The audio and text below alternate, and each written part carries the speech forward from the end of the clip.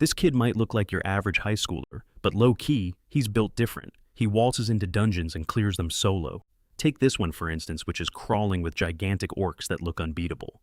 Yet our boy Dojin drops their leader with a single punch. Talk about a Saitama moment. The rest of the orcs try to swarm him, but he's just too fast and hits different, crushing them like they're just overgrown bugs. He even loots a rare magic stone from one of them that'll give him a nice little stat boost. Pretty stoked about his find. Dojin chucks it in his backpack and gets ready to bounce.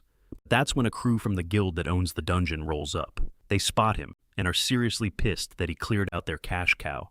They've got the numbers, and as high rankers, they're feeling cocky. They figure they can easily body some random high schooler, but oh man, they're about to have the worst day of their lives. The second they try to slap cuffs on him, Dojin gives them a little preview of his real power. Even when they zap him with tasers from all sides, it does absolutely nothing. Dojin effortlessly clowns on them like they're a bunch of toddlers throwing a tantrum. They don't even stand a chance and are left completely shook, trying to process who this kid even is. After dealing with that squad of clowns, Dojin just casually strolls out of the dungeon like he was just taking a walk in the park. Now you're probably wondering, how is this kid so completely cracked? Well, it turns out he's from another world that got absolutely annihilated by monsters way more terrifying than these guys. That invasion basically plunged his entire home into a living nightmare. People fought with everything they had to protect their world, and among those absolute legends was the OG protagonist of this story, Carcelian Levendian, who went toe-to-toe with the threat like a total demon. He spent countless years locked in an endless battle, fighting off one monster wave after another. He just kept stacking up bodies with his one trusty sword with zero fear in his heart. Then the day finally came when he squared off against a monster that looked like Eren Yeager's angrier, bigger brother. And let me tell you, that thing was a whole different breed of tough. The fight was beyond brutal, but in the end he managed to put that monstrosity down for good. Unfortunately, the victory cost him everything, and he died right there. But it looks like the universe wasn't quite done with him yet. While his soul was just drifting through the endless void, he bumped into the spirit of a human kid from a planet called Earth. The boy's name was Seo Dojin, and for some reason he was also on his deathbed. Before he faded away, he tried to ask Carcelian for a favor, but our guy immediately shot him down. He didn't even let the kid finish. Bruh had just saved his world only to die. He was completely over it all and just wanted to rest in peace. He'd watched his home get destroyed by monsters. He'd lost everyone he loved and died a dog's death. But this kid, Seo Dojin, he didn't seem to want to live either. All he desperately wanted was for his family to have a happy life. Hearing that seems to strike a chord with Carcelian, who finally decides to listen. The boy's spirit lights up like a firefly, and he manages to ask him to please make sure his family can live in peace. And just like that, our war-torn hero takes the job, finding himself waking up on Earth. He's now living in the body of that teenager Dojin. His first mission is to get inside Namsoon Gate, which is a C-rank dungeon for some very specific reasons. The catch is only registered hunters can get in, and the automated gate is screaming at him to scan his ID card. An ID that he obviously doesn't have. So instead he just phases right through the heavily guarded security system. This sets off all the alarms blaring about an intruder, but he just keeps walking totally unbothered. He's on the hunt for some monsters to clap when he suddenly stumbles upon a party of actual hunters. These are the guys with licenses and official permission to be there, and they immediately think our boy is just some lost civilian. They even offer to lead him back to the exit. I mean, they're heading out anyway, but Dojin just stays silent, giving off a super weird vibe, and even these pros can tell something's not right. He's in regular clothes and doesn't look like a hunter at all. Yeah. Porters dress casually these days, but Dojin's outfit is way too simple. And what's with the school backpack? For all they know, he's just some clueless porter. Maybe his party ditched him, but they can't shake the weird feeling.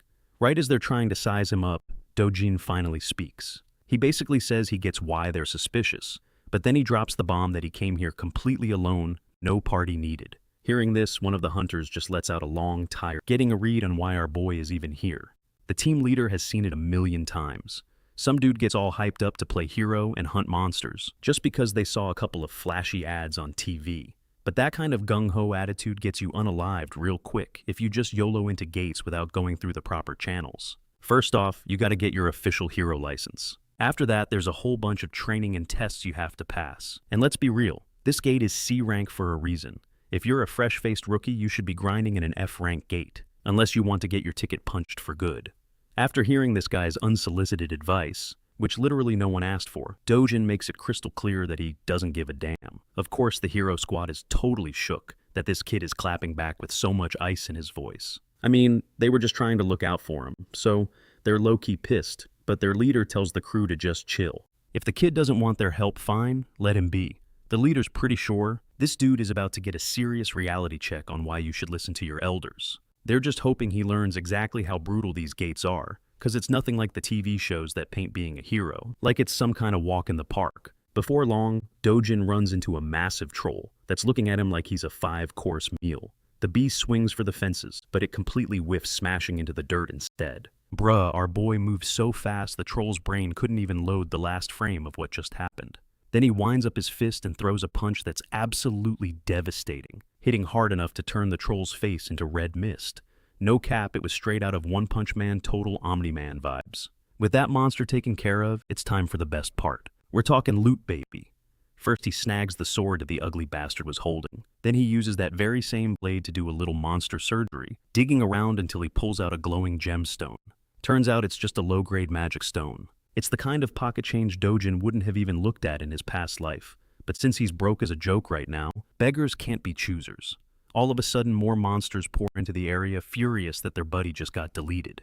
Dojin just whips around and yeets the gemstone so hard it vaporizes one of their heads. The other two morons decide to charge right in, acting like they've got a death wish that needs fulfilling ASAP.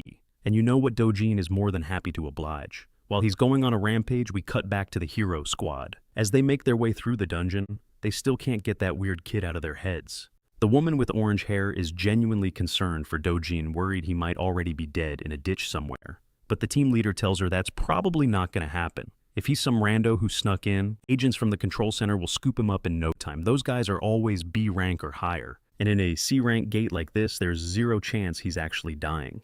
That is, as long as the kid avoids trying to face tank every monster he sees. There's just no way he's going to bite the dust. The bald dude totally agrees with his leader's take. He's convinced that arrogant brat is probably hiding in a corner shaking like a leaf, and just praying for the agents to come rescue his sorry butt. Meanwhile, the reality is the complete opposite. It's actually our guy who's making these giant meat shields tremble in fear. One hit, and they're down for the count. He's so cracked they can't land a single blow, let alone flatten him with one of their massive swords. He teleports right behind one of the goons and unleashes a kick so powerful, it basically turns the guy's skull into confetti. With all the chumps on the ground, he picks up one of their swords and gets back to the important work, harvesting all those sweet magic stones for himself. After a bit, he's got his bag packed and is about to bounce, but honestly, he's low-key disappointed with the haul from today's run. It's pretty much just useless weight in his bag with all these trash-tier gems.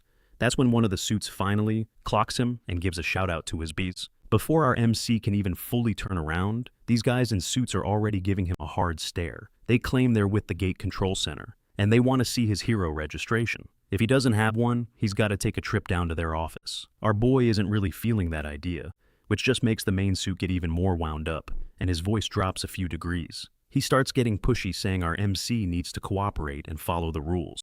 The only thing he gets in return is a look of pure annoyance plastered all over our hero's face. This whole pointless drama is seriously killing his vibe. But then again, my guy just doesn't have the energy to get into it with them. He just turns to walk away, but since words didn't work, the suits threaten to slap some cuffs on him if he keeps resisting. They warn him that they'll get physical if they have to, and one of the less patient goons actually tries to grab our MC's arm. He even threatens him, saying he'll get messed up if he doesn't play along. And the worst part, he claims it'll all be on our MC's head. So he says it's better for everyone if they just talk it out instead of throwing hands. Looks like Dojin is completely over their yapping. He snatches the dude's hand right back and tells him to stop being a nuisance and get out of his way. This ice-cold warning sends a shiver down the suit's spine, making him flinch back on instinct. The other two clowns pull out their magic-infused batons, which are actually grade 4 magic staffs strong enough to take down an orc. But against our guy, they're basically just fancy glow sticks. They can't even scratch him. So he gives the guy's hand a hard twist, making him squeal like a little punk. Bro gives them one last warning. They need to scram right now, unless they want to lose what little dignity they still have. But these suits are all about duty, so they're forced to get violent. They swing their magic staffs like crazy trying to land a hit on our guy, but they miss every single time. Our MC lands a brutal shot to the back of one dude, then nails another one right in the gut. Now his attention is on the guy with the glasses, the only one left standing. The last suit feels the pressure and immediately tenses up, knowing what's about to happen. Dojin moves so fast he literally vanishes, causing the guy to freak out when he sees him disappear into thin air. Then from out of nowhere, a nasty punch slams into his stomach, sending the poor dude stumbling back in agony. It seems like Dojin has had enough of this crap and agents constantly dogging his every move, so he finally considers registering as a hero. After all, the agent promises him that as long as he stays out of trouble, no one will be sent after him. That's when Dojin asks about this thing they call a rift. This question completely throws the agent for a loop. Quick lore drop on how this world works. There are a bunch of portals that connect to another world swarming with weird monsters. These portals are popping up all over the globe. The gems you can pull from monster bodies are a new energy source, so they're super valuable. Because they're so important, the government keeps a tight leash on these portals to control every single one. Any government-run an officially open portal for heroes is known as a gate. Any portals that aren't under government control are called rifts. Back to our boy who's getting seriously ticked off that these suits keep tailing him and accusing him of trespassing every single time he goes through a gate. The beat-up agent explains that if an unregistered hero waltzes into a gate without permission, an alert automatically goes off at the control center. Then any agents who are posted nearby get sent out immediately. Since our MC is thinking about hitting up a rift, the agent makes it crystal clear they aren't as easy to get into as a gate. If you get caught trespassing in a rift, the punishment is severe. No second chances, no getting off easy. But Dojin has zero time for this nonsense, so he just grabs the guy's face and yeets him into a wall like an empty soda can. You can bet the agent is seriously regretting his life choices right now, realizing this situation is way above his pay grade. Before bouncing, Dojin shoots one last look at the trash agent crumpled on the ground. He can't help but think what a total weakling the dude is, who's now crying about a busted arm while screaming empty threats. The guy keeps yelling that he's gonna hunt our boy down and throw him in a cage for good. We then cut to the Soul Gas and Digital Complex over in the Gyeongju district. This absolute unit of a building is now called the Hero Complex, and it's basically the Wall Street for anything that comes out of a gate, especially magic stones. And man, the place is buzzing more than ever. We spot Dojin walking into one of the shops that flips magic stones for cash. As soon as he steps inside, he's met by some Gen Z dude who's totally zoned out, doom-scrolling some brain-melting content on his phone. The moment Dojin says he's looking to sell some magic stones, the slick shop owner snaps to attention and launches right into his sales pitch. He starts going on about how his shop offers the absolute best prices to all its customers. The guy even has the audacity to claim they're the #1 spot in the entire country, no cap. Dojin just dumps a bag of gems still sticky with monster blood onto the counter, which makes the owner's face twist up like he just smelled a fart. It was a look of pure unadulterated disgust. He's clearly grossed out by the mess all over the stones, but hey, business is business, so he doesn't say a word. He gets on with the transaction, asking Dojin if he wants some coffee, while they get everything appraised. A little later, Dojin is just chilling with his coffee as the shopkeeper painstakingly wipes the gunk off each and every stone. After all the cleaning, the owner finally tallies up the total value. The haul consists of 12 low-grade magic stones, 16 mid-tier ones, and 5 high and low mixed-grade stones. After taking out a hefty 40% commission, Dojin's takeaway is supposed to be around 5.5 million won, but our boy is not feeling it. Giving up 40% of the cut just isn't sitting right with him. I mean, it's totally unfair. He was the one out there risking his neck and doing all the work. So, how in the world does this clown think he's earned nearly half the profit? The owner, full of confidence, claims he's already being super generous. He says he's only charging 40% while all his competitors are charging 45% or even more. He's so smug about it. He even tells Dojin he can take his stones and walk if he doesn't like the deal because no one else is going to offer him a better price. Or at least that's the story this scammer is trying to sell. But Dojin isn't falling for that BS and immediately starts stuffing his hard-earned gems back in his bag. Seeing his bluff get called, the owner panics. The dude quickly grabs Dojin's arm before he can leave and starts demanding payment for the appraisal and the coffee, which comes out to 30,000 won. Plus another 10,000 won for the coffee, and don't even get him started on how all that monster blood completely ruined his fancy towel. All in all, this guy claims Dojin now owes him around 350,000 won, but Dojin isn't about to get scammed by these insane demands. It doesn't matter how much this desperate little weasel tries to pressure him. Seeing that his scam is failing, the owner resorts to cheap street tactics, threatening Dojin with the C-class heroes he keeps on payroll as bodyguards. He's basically trying to strong-arm him. And right on cue, these two huge dudes bust in from the back room asking what the problem is. They look ready to throw down with anyone causing a scene, but Dojin just hits the owner with a death glare that could freeze fire. The owner tries to stare back with that same big shot energy, but after a tense moment, the scene cuts to his terrified, sweaty face. A second ago, he was acting all high and mighty like he was the main character of this story. But he got a massive reality check when Dojin absolutely dismantled his 3 hired goons without even breaking a sweat. It became crystal clear who the real MC is. Our guy then calmly walks back to the counter and renegotiates the commission down to 1%. No debate, no discussion. We all know you don't argue when a guy who's built different like Dojin is staring a hole through your soul. Just like that, the deal is done. Dojin strolls out of there with a massive stack of cash that he earned, not with his sweat, but with his fists. When he gets home, his grandma and sister are absolutely stunned by the mountain of money. Grandma even thinks Dojin is trying to scam her. She asks if the bills are fake, but he smooths it over, spinning a tale about lending money to a friend whose business suddenly took off.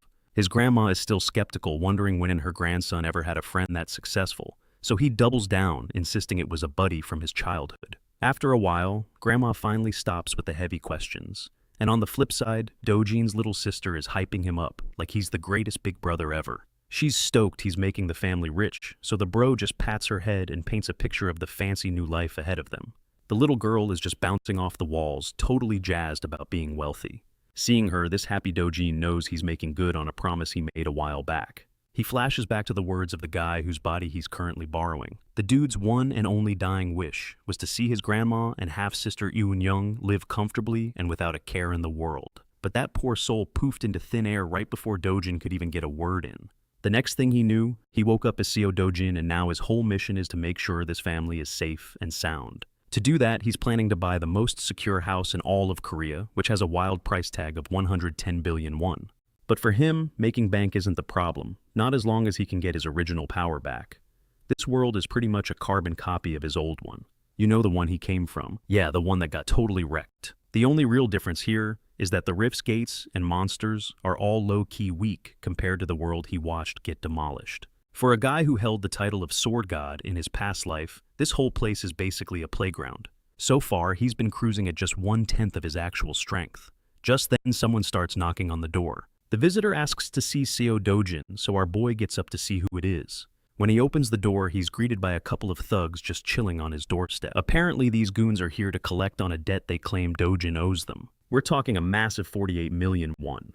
Right away, Dojin figures these guys have to be loan sharks. The original Seo Dojin must have borrowed money from them right before he checked out. But the loan was only supposed to be 5 million won for his grandma's medical bills. These clowns are charging some insane interest, trying to squeeze 10 times the original amount out of him in record time. They heard he's been raking in cash from clearing gates, so they're demanding he pays up, claiming it's all in the contract. But the only payment these losers are getting is a punch that rearranges the big guy's entire face, sending the thug flying. His partner just stands there, jaw on the floor, completely shook. Our MC then hits the scrawny dude with a death stare, reminding him that he's already paid back over 9 million won. So, if you do the math, these idiots should actually be paying him interest. With another punch that makes the punk cry for his mommy, Dojin tells him to pass a message to his boss. Dojin's coming over to have a little chat. The scene switches over to a packed shopping mall, where we spot the adorable little Yoon absolutely glowing. She's in a teddy bear store because Dojin brought her out for a massive shopping spree. For today, the sky's the limit. She can have whatever she wants. But real talk, our boy wasn't always this much of a softie. It's the original Dojin's memories that are thawing his frozen heart. It hits different seeing how kind the original was to Yoon, even though she's only his half-sister. After looking around, the little girl finally picks out a stuffed toy. She loves a small, cute bunny. She chose it because she didn't want to be a bother, but Dojin isn't having it and grabs a way bigger one for her instead. He doesn't want her to feel like she has to hold back. This is her day, and she can grab anything her heart wants without even thinking about the price tag. After shopping, they go grab some food, but while they're eating, a random voice calls out our boy's name. It's some middle-aged woman rolling deep with a crew of bodyguards. This lady immediately gives off major hater vibes, and she starts by trashing our boy's fashion sense. Then she starts grilling him about the little girl he's with having the audacity to throw shade at him. She says he must have knocked someone up to have this kid just like his own mother did when she had him. Hearing that, our boy is absolutely livid. The little girl, meanwhile, has no idea who this woman is or why she's being so rude out of no. The woman then switches her focus to the girl and demands to know her name, and the kid introduces herself as Lee Eun-young. And just like that, this Karen finally clocks that she's Dojin's sister, and right on cue she starts clowning on his friend's outfit. She straight up calls the poor girl a hot mess. This witch doesn't even stop there. All this is seriously testing our boy's patience, but for some reason he's keeping a lid on it. Even his stepsister is low-key, shook that Dojin isn't just blowing up on the spot. Since he won't bite, this chick decides to dial the toxicity up to 11. This absolute unit of a woman actually has the audacity to ask a kid what a harlot means, and bruh, that's the final straw. Dojin's filter completely shatters, and he roasts her, saying she looks like she crawled out from under a bridge guarded by trolls. Naturally, the woman is absolutely flabbergasted. That verbal smackdown hit her like a freight train. Okay, let's hit rewind for a sec so you can get why Dojin was even putting up with this clown in the first place. See, Dojin was born on the wrong side of the sheets and grew up with basically nothing. To make matters worse, his mom passed away when he was only 7. He was eventually taken in by his dad, but since his father had a new wife, Dojin was treated like a total outcast by everyone. Things went from bad to worse when his stepmom had a son of her own, and after that, Dojin basically became invisible to the family. It got so toxic that he was eventually booted from the only home he had.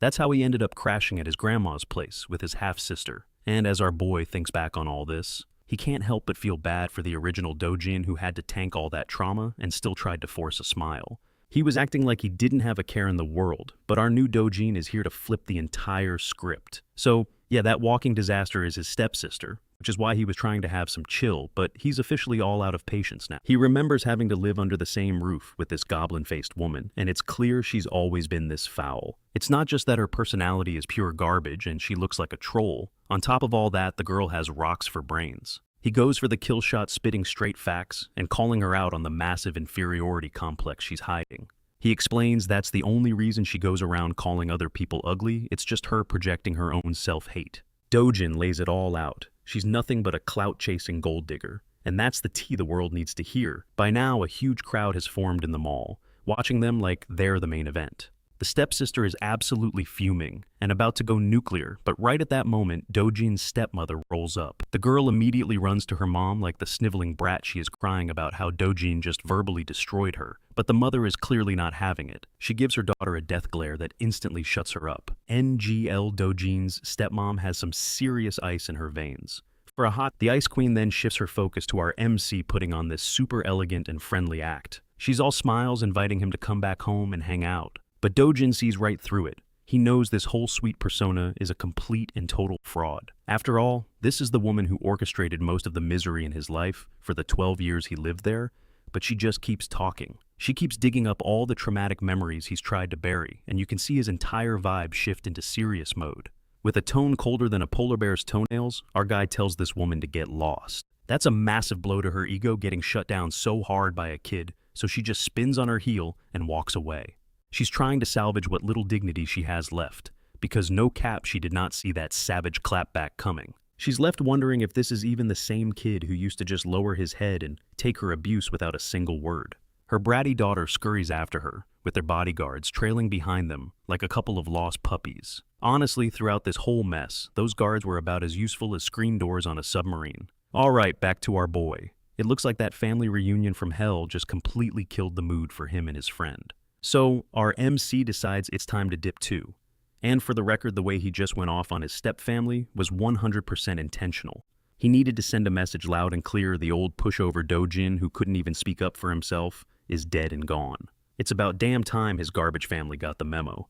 The scene then cuts to a Mercedes speeding down the highway. Inside, we see the lovely mother-daughter duo, and the daughter is absolutely raging at her mom. She's screaming at her for just walking away instead of putting Dojin in his place, just letting all her frustration out, and is absolutely fuming, cursing our boy's name for the humiliation he put them through.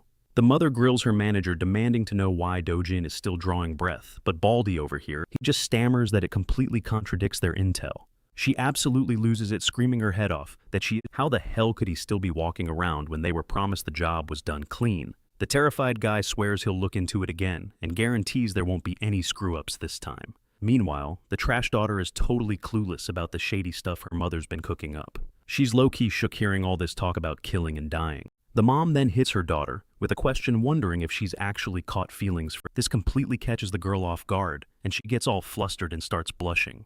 Turns out she's only worried about Dojin dying because if her grandpa or dad finds out, they're gonna be in some serious hot water. Her mom has zero patience for that, grabbing her daughter's face and telling her to stay the hell out of grown folks' business. This woman is dead set on taking Dojin out with no intention of letting him live, especially after he had the nerve to talk back to her. As far as she's concerned, getting rid of him for good is the ultimate form of payback.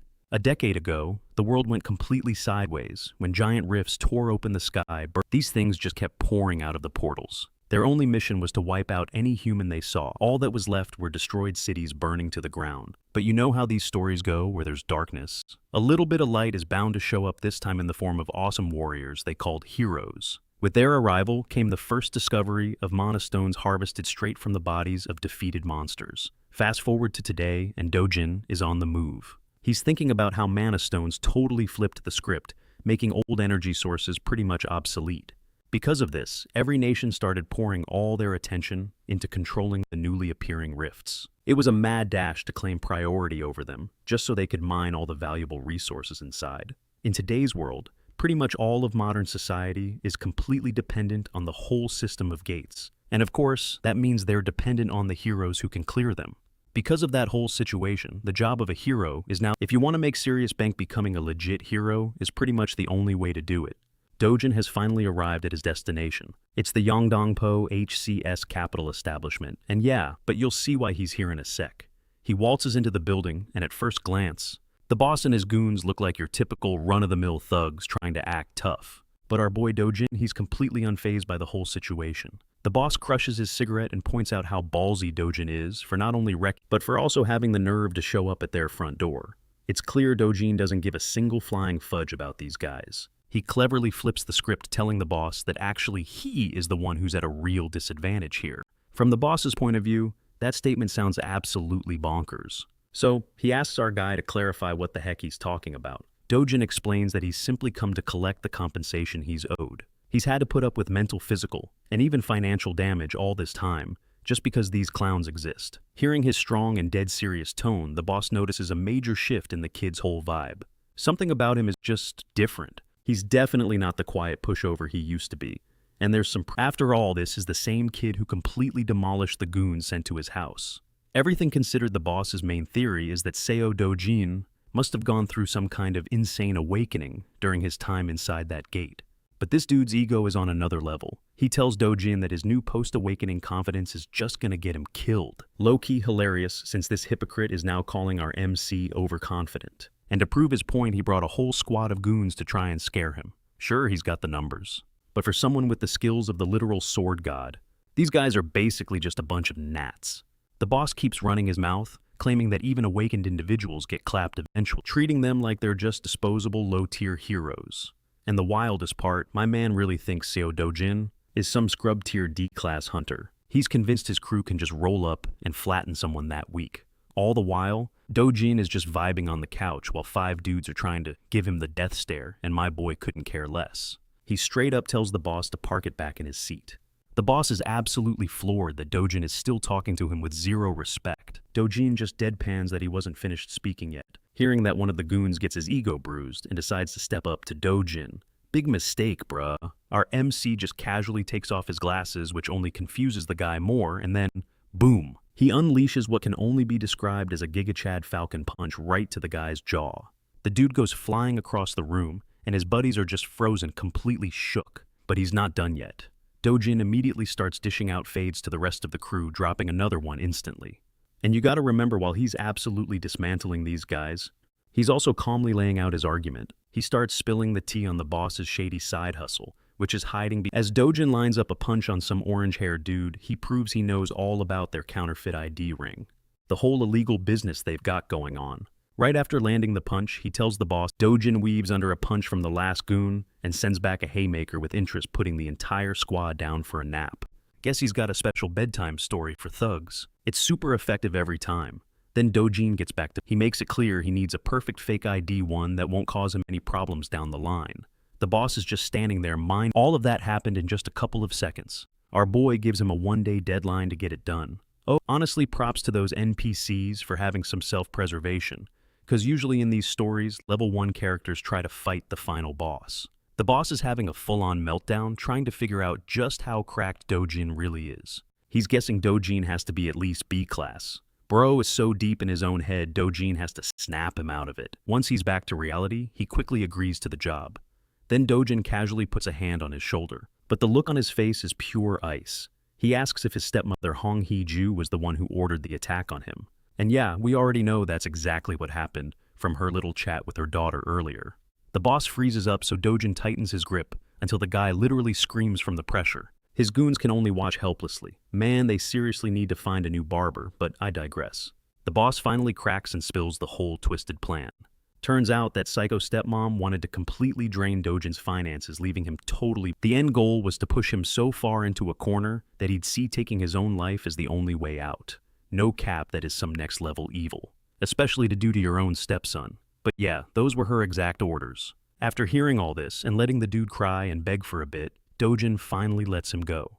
But he's got one more question. Was this also why they trapped him inside that gate? Suddenly, the boss acts like a total saint, swearing he had nothing to do with that and would never ever do something so, getting a payout for the job, even if he kicked the bucket inside the gate. That's probably the only good reason why the guy wouldn't pull a stunt like that.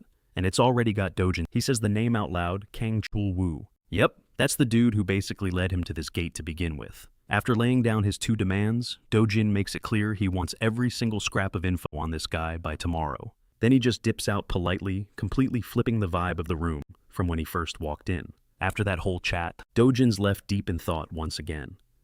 His one goal was to protect his little sister and his grandma no matter what it took. It just piles on another layer of tragedy, showing what a rough hand the poor kid was dealt, being completely powerless. But don't you worry, because our sword god is about to do whatever it takes to make things right.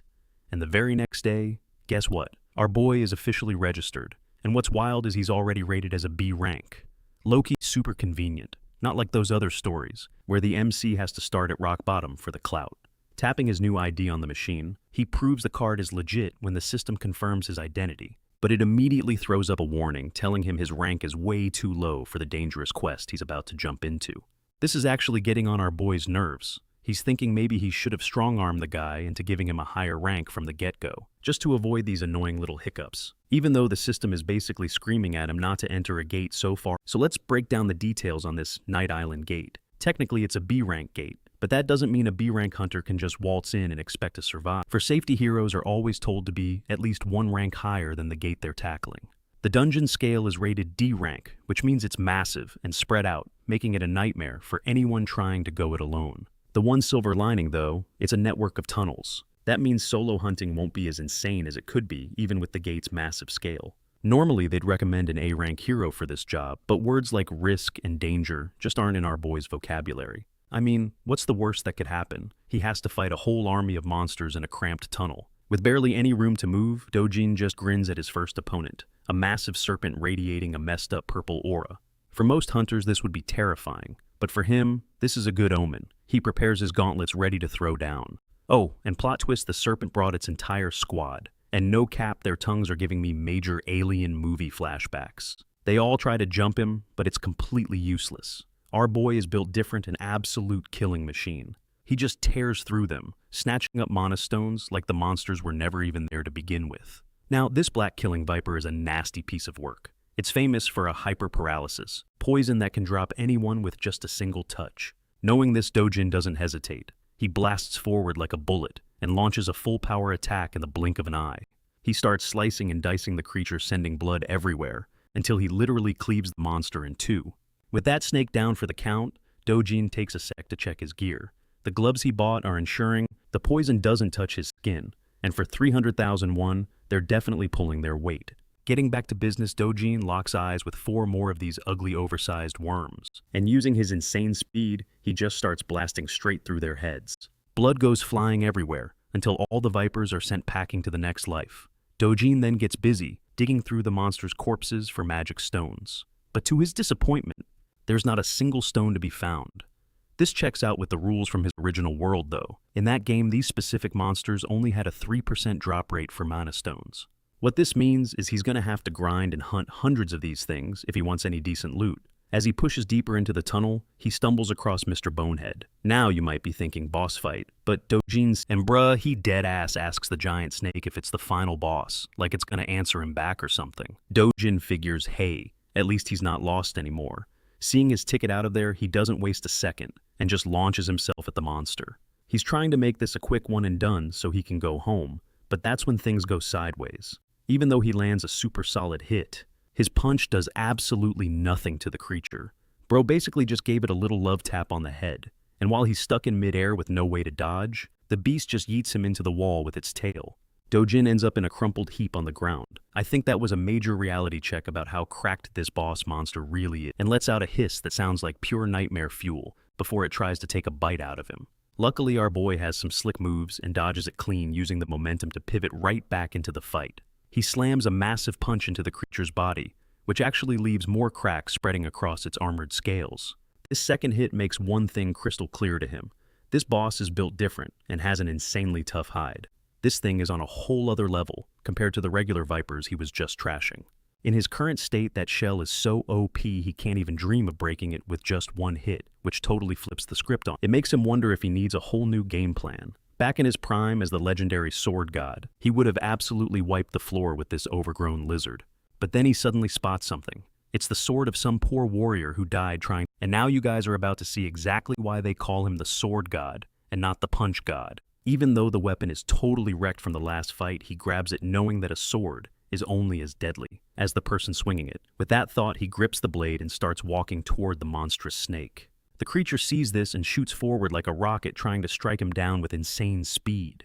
Dojin's response is to leap high into the air, yelling that the creature should feel honored that he's going all out with a sword to kill it. Despite the sword being a piece of crap, this dude unleashes an absolute storm of flashing cuts in just a few seconds. The attack is so fast and furious that it leaves the snake's entire body diced to ribbons. The super serious fight ends on a funny note with the snake dying in the background. Good thing he took the creature down right when he did, because he was fresh out of weapons. With the boss finally dead, Dojin gets a genuinely smart idea, one that you low-key don't see other MCs think of. He snaps off one of the creature's massive fangs, thinking that with a bit of work, it could be forged into a sick new short sword. Taking this as a little souvenir for his troubles, he finally leaves the gate, only to find it's already a starry night outside. Looks like he spent way more time in that B-rank gate than he'd planned. And after how that fight went down, he's more fired up than ever to get his full strength back. He's also kinda relieved that none of his old friends were around to see him in such a nerfed state, because honestly, that would have been super embarrassing. Back from the hunt, he heads over to get his magic stones appraised. Turns out there's another hunter already at the counter showing off his own decent collection of stones. The sketchy receptionist is treating him like dirt, telling him the commission rate is a ridiculous 40%, and even the new guy can tell something smells fishy about a rate that high. He actually calls him out on it, but the receptionist gives him the exact same excuse he pulled, trying to claim that their rate is somehow the lowest in the business. He says the gate center's rate is 5%, but that's before taxes and other hidden fees. To hear this sleazy appraiser tell it, he's basically doing these hunters a huge favor and the hunter gets his cash and doesn't push back much more, but he does look concerned and asks what in the world happened to the receptionist's busted up face. The funniest part is that this dude is still running the same scam. He tries to play it off saying some psychopath came in, wrecked his guards, and then gave him this makeover. The other hunter just thinks it's the receptionist's own fault for hiring such weak guards in the first place. At the C rank level, a letter grade doesn't even begin to tell the whole story. Skill is what really separates the champs from the chumps. Rank is just a number to keep the system running. It's mostly there just to keep everything organized on paper. The veteran hero wisely points out that two people with the same rank can have a massive gap, so you definitely can't treat them all like they're on the same level. There's a world of difference between some lazy guard who just sits on his butt all day and an actual hero who's out there fighting monsters to pay the bills. But even though this old-timer is dropping some serious knowledge, the clown at the reception desk just wishes he'd shut his trap and get out already, which the hero does, even offering to lend the little guy a hand. As he heads out, our boy Dojin walks right by looking colder than a polar bear's toenail, and the moment they lock eyes, the receptionist just about jumps out of his skin, pointing at Dojin and screaming that he's the psycho who messed him up.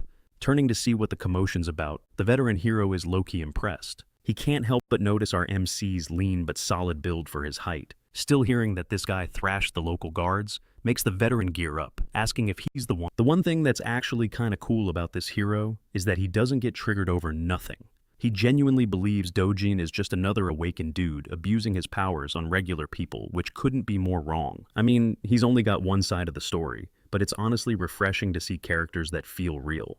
The receptionist is absolutely loving this drama, knowing the hero is a 7-year veteran. If Dojin lays a hand on him, That vet has tons of connections he can use just by dropping Dojin's name to the right people. Without giving a single care about who this guy is, our boy just turns and tells the boomer to get lost. This just fires the hero up because now Dojin is seriously coming off like a total jerk. Dojin even asks if the dude is trying to get some kind of payback, and hearing that the veteran is officially provoked. But he's a responsible hero with years of experience under his belt, and he knows that picking fights with other heroes is a bad idea since it almost always ends with someone in a body bag. In fact, the death rate is even higher than when you're fighting actual monsters.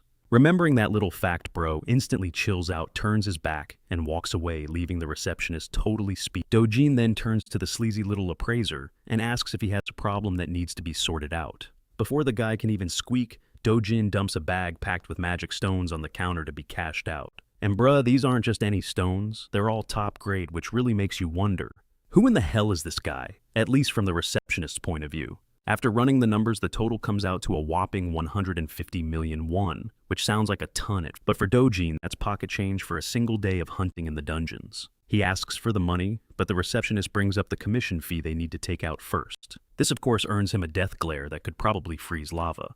But Dojin remembers their little deal was for just a 1% cut, so he cools off and tells the guy to do it right now. Meanwhile, inside the mind of our hilarious little appraiser, he's daydreaming about absolutely wrecking Dojin for being so arrogant. Back in reality, the receptionist stammers that a withdrawal this massive needs approval from the higher-ups, but before he can finish, Dojin demands he get that approval this very second, so the guy frantically calls his boss, whispering about their situation.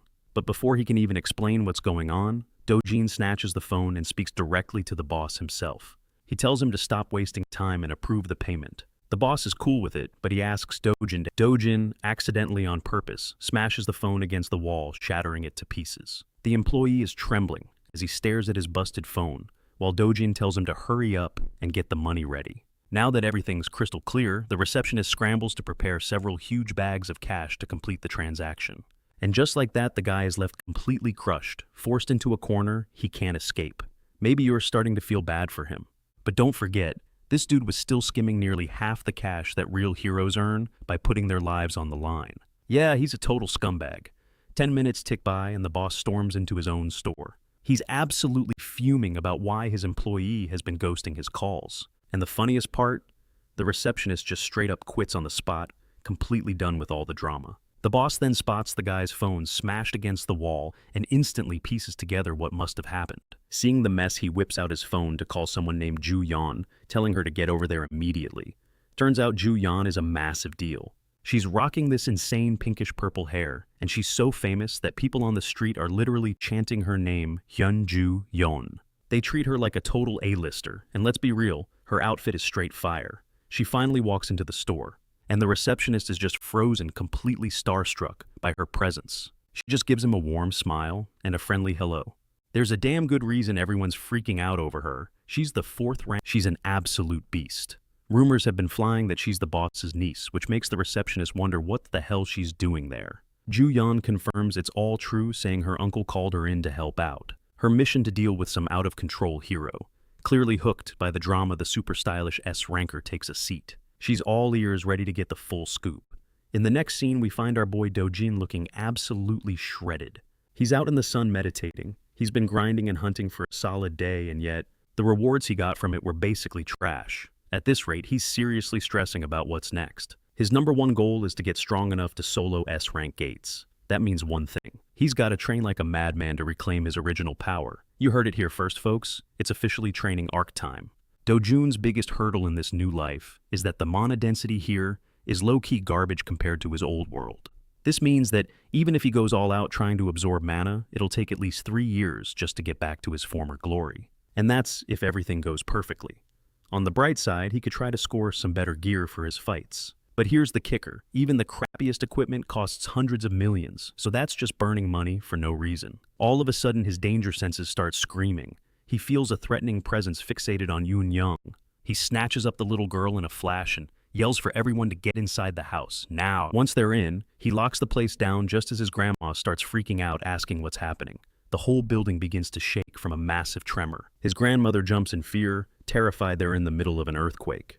Little Yoon Young is panicking, but our boy Dojin is the only one who knows the terrifying truth. This ain't no earthquake. It's something way, way worse. Dojin feels a sharp, violent energy outside a rift just ripped open a hole into their reality. And of course, it just had to pop up right on top of their house. He dashes out to handle the threat himself. He screams at his family to stay put because it's way too dangerous for them out there. He sprints full speed into the rift's entrance. The last thing he hears are the desperate cries of his grandma and sister shouting his name. The scene cuts to the Soul Hero Association where alarms are blaring. They have detected the sudden appearance of a new rift. It's right over the Mappo district and showed up 63 days after the last one. Realizing the White Lion Guild is the closest guild to the incident, the manager orders his team to get them on the line immediately and tell any nearby heroes to get their butts over. But when they get a closer look at the rift's precise coordinates, they discover it spawned directly on top of a residential house.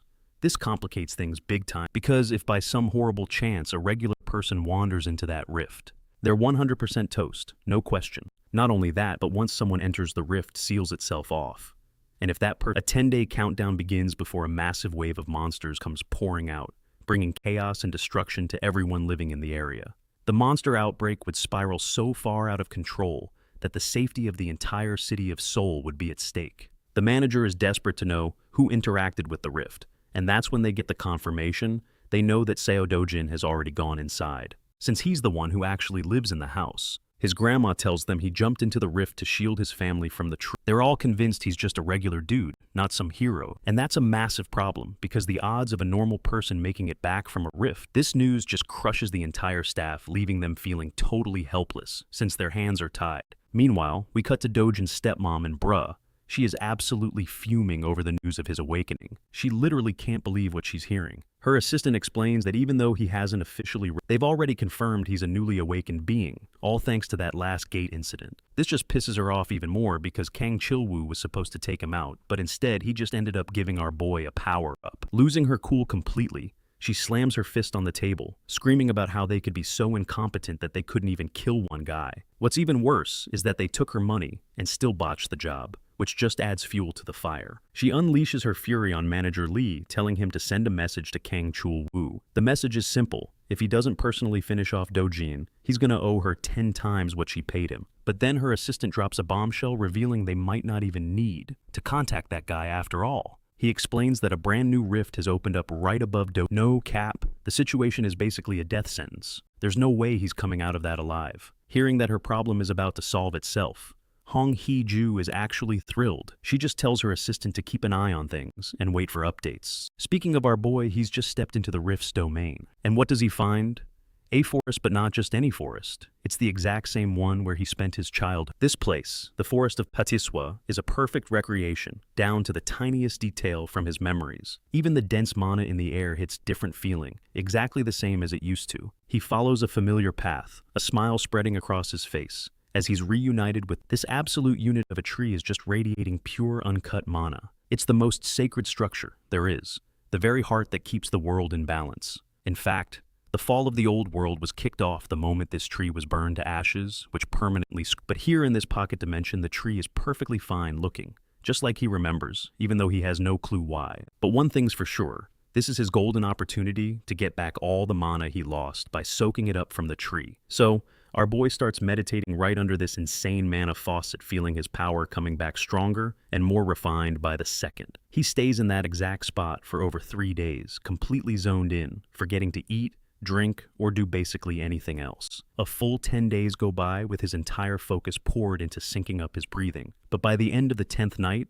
trouble finally decides to show up and ruin his zen moment. These freaky alien-looking creatures are called the Bolkina, and they're here to burn the tree, just like they did in the past. Only this time, and he's not about to let that tragedy happen on his watch. The monsters charge at him, and Dojin's low-key kicking himself for not having a water element, which would have made wiping these things out a total cakewalk. The fiery beasts roar and swarm him, but our boy is he is the weapon, and my guy. Those hands are rated E for everyone. He just stretches out his hand towards the monsters, and unleashes such an insane wave of pure mana pressure that it floors one of them instantly, leaving the second one completely shook by his power. Alright, let's break that down. What he just pulled off is called mana release, and it's not quite telekinesis. Think of it like a shockwave attack that uses raw mana as the explosive force. It's been a minute since he could use this skill, especially on this scale since he's been running on empty for so long. Anyway, the Bolkina are far from finished. To fight back, they start firing charged blasts from their mouths. But these pulsing laser beams that speed towards our boy don't faze him. He's looking calmer than ever as his mana alone acts like a shield protecting him from any and all damage. He strolls toward the creatures lit up by a burst of his own mana and casually mentions that he's fine. Now he's ready to mess around a bit and really cash in on all his hard training. The ugly bastards try to launch another energy blast, but our boy is way too fast, snatching 2 of them and forcing their jaws. This makes their own attack build up and explode right in their faces, leaving behind nothing but a fiery, headless corpse. The monster's bodies just crumble away, dropping 2 shiny magic stones for him to scoop up, but that's only a couple of them down. Dojin is absolutely living for this, thrilled about unlocking something called the Eternal Ember after clearing out these mobs. He's just happily slicing through the monsters, smacking them all down with a massive grin on his face. He's glad to be farming a huge load of mana stones from them, and the one-sided slaughter rages on until every single one is wiped out. Dojin basically hit the jackpot with the sheer number of stones they're dropping. Among all the loot, he also finds a small, coin-like seed that's glowing with a golden light. This is it, the Eternal Ember. As he picks it up, he knows he's just taken back another piece of his lost power. He crushes the chip in his hand and unleashes the flames locked inside. The way he's just casually messing with the Ember Loki reminds me of Sukuna from Jujutsu Kaisen. Now, in any normal situation, the smartest move here would be to just keep absorbing mana from the state of his body has already hit its physical limit for mana absorption. The other option is to absorb the Ember, which will completely rewrite the very nature of his mana and transform it all into fire mana. And that's exactly what he does as a huge wave of flame energy bursts from his body. He saw zero reason to do this and couldn't have cared less about the Eternal Ember. But this time it's absolutely necessary for him to absorb every single one. And it takes like 10 whole minutes just to finish absorbing one of them. Luckily, he's got a whole mountain of these things collected, so his goal is to absorb as many as he can. The Rift's appearance has become a full-blown media spectacle, with reporters swarming our boy's house. While agents and association staff try to lock the place down, a guy named Bang Seong-ho is absolutely pissed. He's furious because some arrogant dude decided to jump into the Rift way before he was supposed to. I have to point out this guy looks like a carbon copy of Yu Jin-ho from Solo Leveling, just with a better hair. Then there's this other guy who looks like the MC but with blue hair. He's called Kim Hyun-woo and he actually sympathizes with Dojin's choice to save his sister. But Seong-gu isn't buying that for a second, accusing our boy of rushing in, like some greedy idiot who wasn't ready to face the music. It would have been fine if he just died the normal way, but if he dies inside that rift, the whole area, it'll open a floodgate for monsters to come pouring out, and that's the real issue. Hyun-woo asks Gilma for her thoughts, but apparently Gilma just told them to stick to the damn protocols. Hyun-woo then questions the recent surge of rifts that are suddenly popping up all over the world, in countries like the US, plus Switzerland, Turkey, and the UK. That's one reason Gilma is having such a hard time keeping things under control, and yet some of those nations manage to handle the threat with ease. But for South Korea, they're over here sweating bullets because their situation could easily spiral into a complete catastrophe, all because of one guy. Seong-gu is so mad he just wants to beat the crap out of the dude who went inside, and is practically begging for the rift to just spit him out already. Speaking of that gargantuan purple gate, 28 days have now passed since it first appeared. The same goes for how long Dojin's been MIA inside. At this point, the Hero Association, they have already slapped a level 1 wave warning on the threat. Dojin's real identity is still being kept under wraps for privacy, which is probably for the best. For now, they're just calling him Civilian S, while the rest of the world has absolutely no clue who this dude is. But the loan shark boss? Oh, he ain't clueless. He puts 2 and 2 together real quick. His assistant even pulls up the files to confirm it, verifying that, yep, their boy is definitely involved. Kim Yong-gu, who's the right-hand man to the president. Hwang Chong-soe briefs his boss, and Chong-soe is intrigued. He wants to know what Dojin's odds are of making it out of there alive. And yes, I'm gonna say it, it's a channel tradition now. The One Piece is real. Okay, moving on. The assistant is pretty damn sure a normal person, than a 1% chance of survival. But just hearing Dojin get called an ordinary person makes a smirk creep across Chang-so's face. After all, that so-called regular guy is the one who put his crew in the hospital. Yeah, he had them wrapped up in bandages for weeks. From the world's perspective, though, they are seriously lowballing the capabilities of the one civilian. Chang-soe then gets curious about the flip side. What are the survival chances for an actual awakened individual? To that, his assistant says it would completely depend on the hero's power level.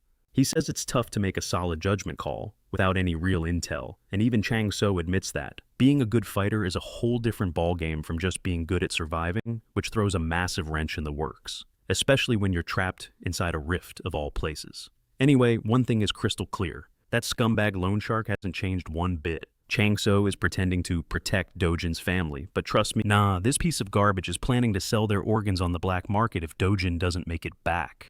And even if Dojin does return, he'll just slap him with a massive debt for the protection. Bruh, this guy is a literal leech. The scene then cuts to the absolutely stunning World Tree. Here, our boy is going all in on his training arc, his entire body just buzzing with flame. He's completely lost track of time, just grinding away, absorbing hundreds of firestones. With this power-up, he's got so much fire mana that he can manipulate it any way he wants. Not to mention his fire resistance has gone through the roof as a bonus. Comparing his current self to his past life based on fire affinity alone, he thinks he's already surpassed who he used to be, at least in this one specific area now that he's mastered the ability.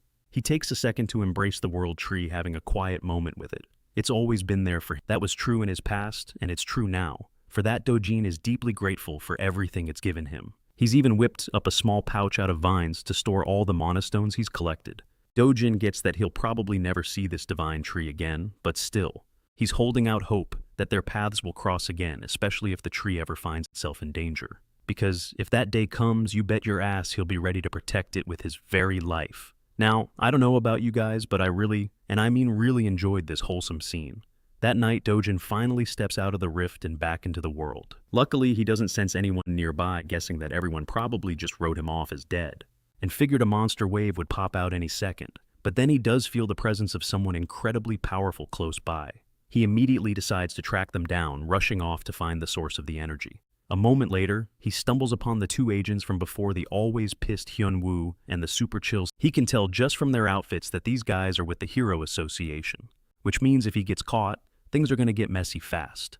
To deal with that potential problem, he whips up a ball of fire and just absolutely yeets it into the air, launching it so hard it sails right over a building, which goes off with a massive bang. The second Hyun-woo and Seonggu hear the crash. They're on high alert, instantly realize they book it towards the scene only to find a crowd of people just standing there, completely frozen in terror. Amidst all the chaos, Seonggu can only ask what the hell is even happening. Meanwhile, our boy is low-key impressed with his new flame powers. Its precision is totally on point, which is good. This gets him thinking about his old friend Tus. He can't help but wonder if the legendary mage would be impressed with his flame control now. After all, Tus was basically the GOAT of fire mages on the continent, and those two were super tight. All of a sudden, Hyun-woo's cracked senses go off, drawing his attention straight to the rift. The thing looks like it's glitching out, and then right before their eyes, it just evaporates into thin air. Both agents sprint over to the site to see what's up, and when they get there, they're absolutely floored. The rift's gateway to their world is just gone.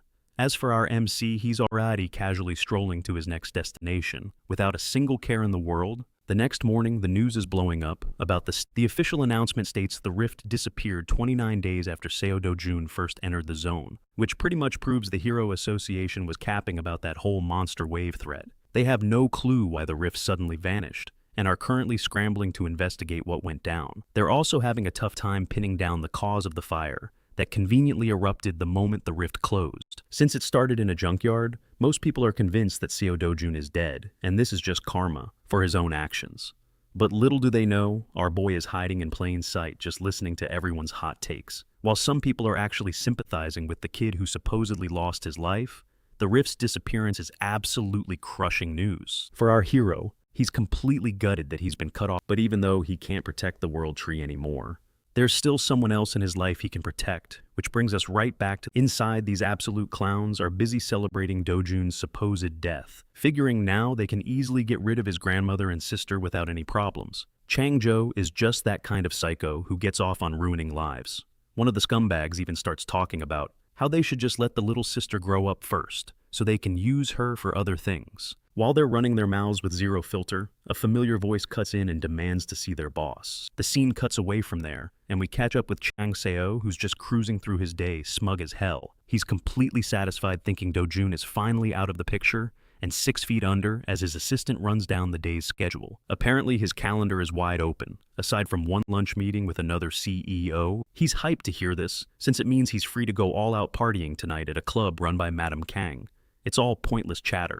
until he steps into the building and starts heading up the stairs. That's when he finds his men getting thrown around like ragdolls, blood splattered everywhere, and the sword is the one guy he thought was dead. Our boy slams him to the ground and tells that filth Chang Seo to crawl to him like a dog. That bone-chilling order has the company president quivering in his boots. Our boy is giving off major boss energy as he takes a seat in the main chair like he owns the place.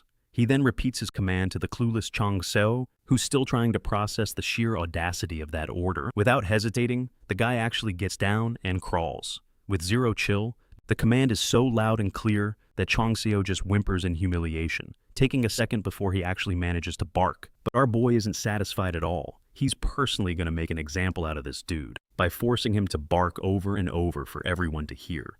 The president gets reduced to something less than human, getting a taste of his own medicine. Dojun points out that scumbags like him only pretend to be obedient when they're backed into a corner, only to get stabbed in the back the second you give them an opening, all while they spit your name out like dirt. He coldly informs the man that he's had a lifetime of experience dealing with trash-tier humans, just like this guy begging and pleading for his life. Chung Su is ready to act like a loyal mutt whatever it takes, but Dojin has had enough of the... He sends a brutal slap flying across the dude's face, and that one hit is more than enough to completely knock the air out of him. He's already spitting up blood. His assistant just stands there watching the whole thing go. He tells the guy he should stop working for a scumbag like his old boss, especially since he knows that these types are always ready to backstab you. Dojin then gives the assistant a direct order kill Chang Su with his full bruh. That's a heavy ask for a guy who's just a subordinate. He apologizes and tries to argue, saying their leader has way too many connections. So if he takes over instead of Chang Su, things are going to get seriously messy for everyone involved. The assistant even begs Dojin to let the guy off the hook just this once. But Dojin isn't here to play games with words. Right in front of everyone, he suggests they just wrap Chang Sub's body in a barrel and dump all the evidence. Just shove it into the ocean where no one will find it. After all, that's what these goons are good at, right? Seeing that the boss's henchmen aren't about to follow orders, our boy switches up his tactics. Dojin threatens the entire crew. He promises he'll toss every single one of them into the gate to be used as monster chow if they don't do what he says. Oh yeah, just hearing that turns Chang Su into a blubbering, pathetic wreck. He totally loses it and just keeps begging for his life. He swears he'll never betray Dojin again and will be his loyal servant forever. This actually gives our hero a moment of pause.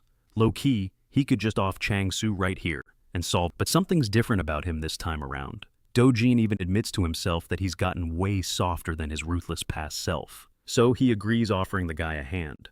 I just know Chang Seub is about to find religion after this. He's praying to every god he can think of, not to get on Dojin's bad side ever again as he reaches out to shake the hero's hand, promising his undying loyalty from this moment on. But wait a sec, something's off. Why is his hand suddenly engulfed in searing hot flame? He's still got zero chill. He stares the man dead in the eyes and reminds the scumbag that this is his absolute last chance. Then Dojin proceeds to rip his hand clean off. It's literally nothing but a charred mess now. As the meeting wraps up, he just walks away, completely ignoring the president's act. He does, however, leave them with one final warning if a single one of them even thinks about messing with his family again.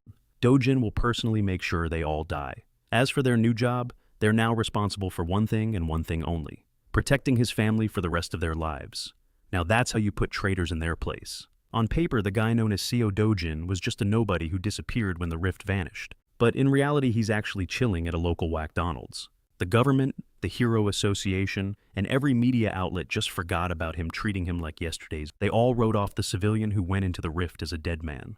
Even if he popped up and told everyone he was alive, no one would believe him. Besides, revealing himself after a solo rift dive would just bring a world of headaches his way. For now, that spineless dog Huang Chang Sob is helping him find a new, better place to live, so Dojin can afford to take his time and move at his own pace. Dojin finally gets the chance to treat his sister to some bomb fast food. He also breaks the news that they're moving to a much nicer neighborhood, and she is absolutely over the moon. Now she can go to kindergarten like other kids her age and start elementary school next year, but when school came up, little Eunyoung's happy mood suddenly tanked. Dojin was totally caught off guard. This dude is used to slaughtering horrifying, but comforting a sad kid is definitely not in his skill set. He was floored. Hearing his sweet little sister's pain absolutely shattered Big Bro Dojin's heart. He tells her if she doesn't want to hang out with those mean kids, she doesn't have to. No cap, those little jerks are gonna get what's coming. And just like that, when Yun Young found out she wouldn't have, Dojin is already cooking up a scheme to enroll his little sister in a top-tier private school, a place where nobody would even dare to give her a funny look. That evening, Seo Dojin learns that Kim Yong-gu had to hide his grandma and sister away. They were holed up in some random motel while he was stuck inside the rift, and that four-eyed loser was practically breaking his back, apologizing for it. He desperately explained that the motel is actually owned by their company, so it's supposedly safer than anywhere else. Dojin really doesn't have the bandwidth to deal with minions tonight, so he just walks into the room to finally see his grandma. Little Yun Young immediately launches herself at him with a giant bear hug, and his grandma grabs his hand with tears just pouring down her cheeks. She's just so relieved that her grandson came back in one piece. For a second, the hardened warrior was completely taken aback, but as soon as he felt the warmth from his family, he cracked a smile and soaked in all the love. It seems little Yun Young has gotten obsessed with McDonald's, so they've been hitting up that totally legit spot a lot. Today she started asking a ton of questions about her big bro's job as a hero. When he asked if she liked having a hero for a brother, Yun Young casually said, "Not really." She thinks it's cool that heroes are strong and all, but they're constantly fighting terrifying monsters, and sometimes they don't make it back. Little Yun Young just wants. For so long, Dojin was used to nothing but brutal, mindless fighting. Having someone genuinely worried about him hits different. In the savage world he came from, he was the last man standing fighting creatures you couldn't even cook up in your worst nightmares. He lost absolutely everything along the way. But now that he's been given a second shot in a new world, something incredibly precious has fallen right into his lap, and feelings he thought were long dead are starting to stir again. In this world, maybe he can actually be happy. Maybe he can just have a normal, quiet life filled with joy. But while he was having this warm, fuzzy moment, the Korean Hero Association was in total chaos. Nae Hwang, the guy who founded the Korean Hero Association and is a director of or rather the lack of one, his top agents investigated the site but came back with absolutely nothing. Being completely clueless about what's going on in his own territory is seriously frustrating the founder. And he's not wrong to be worried. A rift that can just disappear into thin air could just as easily reappear at any moment. His assistant tried to back him up on his concerns. She thought it would have been simpler if a monster wave had actually broken out. That way, at least they wouldn't be stressing about so many unknown factors. Director Nae Hwang cuts her off before he gets any more ticked off. While he thinks it's a blessing that no one got hurt. Nae Hwang is no joke, one of the top 100 strongest and most respected heroes in the world. It's pretty much common knowledge that if he ever ran for president, he'd win in the biggest landslide in history. His words carry so much weight that he could probably tank major corporations if he really wanted to. Thankfully for everyone, he couldn't care less about political power or corporate wealth. The only thing he gives a damn about is the safety of the people. In other words, the dude is a real one. He doesn't care how long it takes. He demands a more detailed investigation of the entire perimeter where the rift was. The residents living in the area have already agreed to sell their property to the association, so that's not going to be an issue. As a gesture of goodwill, Tai Hwang wants to offer them significantly more than the market price for their homes. It's the absolute least they can do after causing such a massive disruption. All reliable intel confirms that multiple rifts have been popping up in different countries. No matter how something big is definitely brewing. The United States and China are already in the process of containing their own rifts. Among the major world powers, the United Kingdom is having the worst time of it to handle the cleanup. The squad deployed in the United Kingdom was just straight up garbage. And speaking of which, their month-long mission to take care of the UK rift just ended in a complete and total Alright, so get this, the rift wave has officially kicked off in the UK. The city's totally oblivious with everyone just going about their day, but hiding in plain sight blending in with the crowd. Dojin makes his way to his usual spot in the hero complex, and the moment he pushes open the door, the guy working the counter blurts out a generic greeting, but chokes on his words when he sees Dojin's face. Bruh, every hair on his body stood straight up in pure fear. The sight of this black-haired dude is enough to give him a heart attack, but thank God his manager is in today so he won't have to deal with this psycho all on his own. Speaking of, the manager sharply folds the newspaper he was reading and finally looks up. His voice is steady, but you can hear the anger simmering underneath. So, this is the punk who's been strong-arming his spineless cashier into buying garbage-tier crystals. Dojin, with zero chill, lazily slings his backpack off and just dumps it on the ground. It's actually a good thing the manager is around. It just means he can sell off his magic crystals and bounce that much faster. The manager fully expects another pile of low-grade trash to spill out onto his floor. He's not about to waste his time on some small fry business deal. But Dojin doesn't take rejection well, especially when all he's asking for is a fair trade. Let's be real, no sane business owner can survive by only taking a 1% fee on trades. It would be way easier if this kid would just take a hint and leave. Dojin fires back, warning him that refusing to make a deal would be a colossal mistake, one that Mr. Manager over there is going to seriously regret. Still not even glancing at the bag, the manager continues to shoo him away, giving him one last warning before things get ugly. In response, Dojin just boots the backpack, sending its contents clattering across the tiles. As guys who've been trading crystals for a long time, both the cashier and the manager immediately clock the quality of the stones scattered before them. That raggedy old bag wasn't full of junk. It was absolutely loaded with Hero's Magic crystals. This is legendary tier loot, the kind of stuff you can't just buy. And Dojin has a pretty good idea of what this stash is worth. No cap, he knows he's sitting on a gold mine. Here's a little lore drop. The Hero's Magic crystal was first weaponized by a notorious cartel leader who used it for some next-level narcotic manufacturing. But one night, a freak lab accident changed his entire life's trajectory. It also changed how the whole world saw this little rock, because that crystal caused the dude to awaken as a ridiculously cracked hero. From that day on, the crystal became a priceless artifact for hero awakenings and mana boosts, an unbelievably rare energy source. This stuff is basically the holy grail of high-end power-ups. In a total power move, Dojin orders the two stooges to pack all his stuff back up. The manager's arrogant tone does a complete 180, becoming super friendly as he personally leads the young man to their VIP section. He's even offering him drinks, while his flustered cashier is left to polish all the crystals. Dojin is absolutely living for this Uno reverse card he just played. 1 second ago they were trying to throw him out, and now he's just chilling with an iced drink like he owns the joint. His opening offer is full price with a 0.5% commission fee.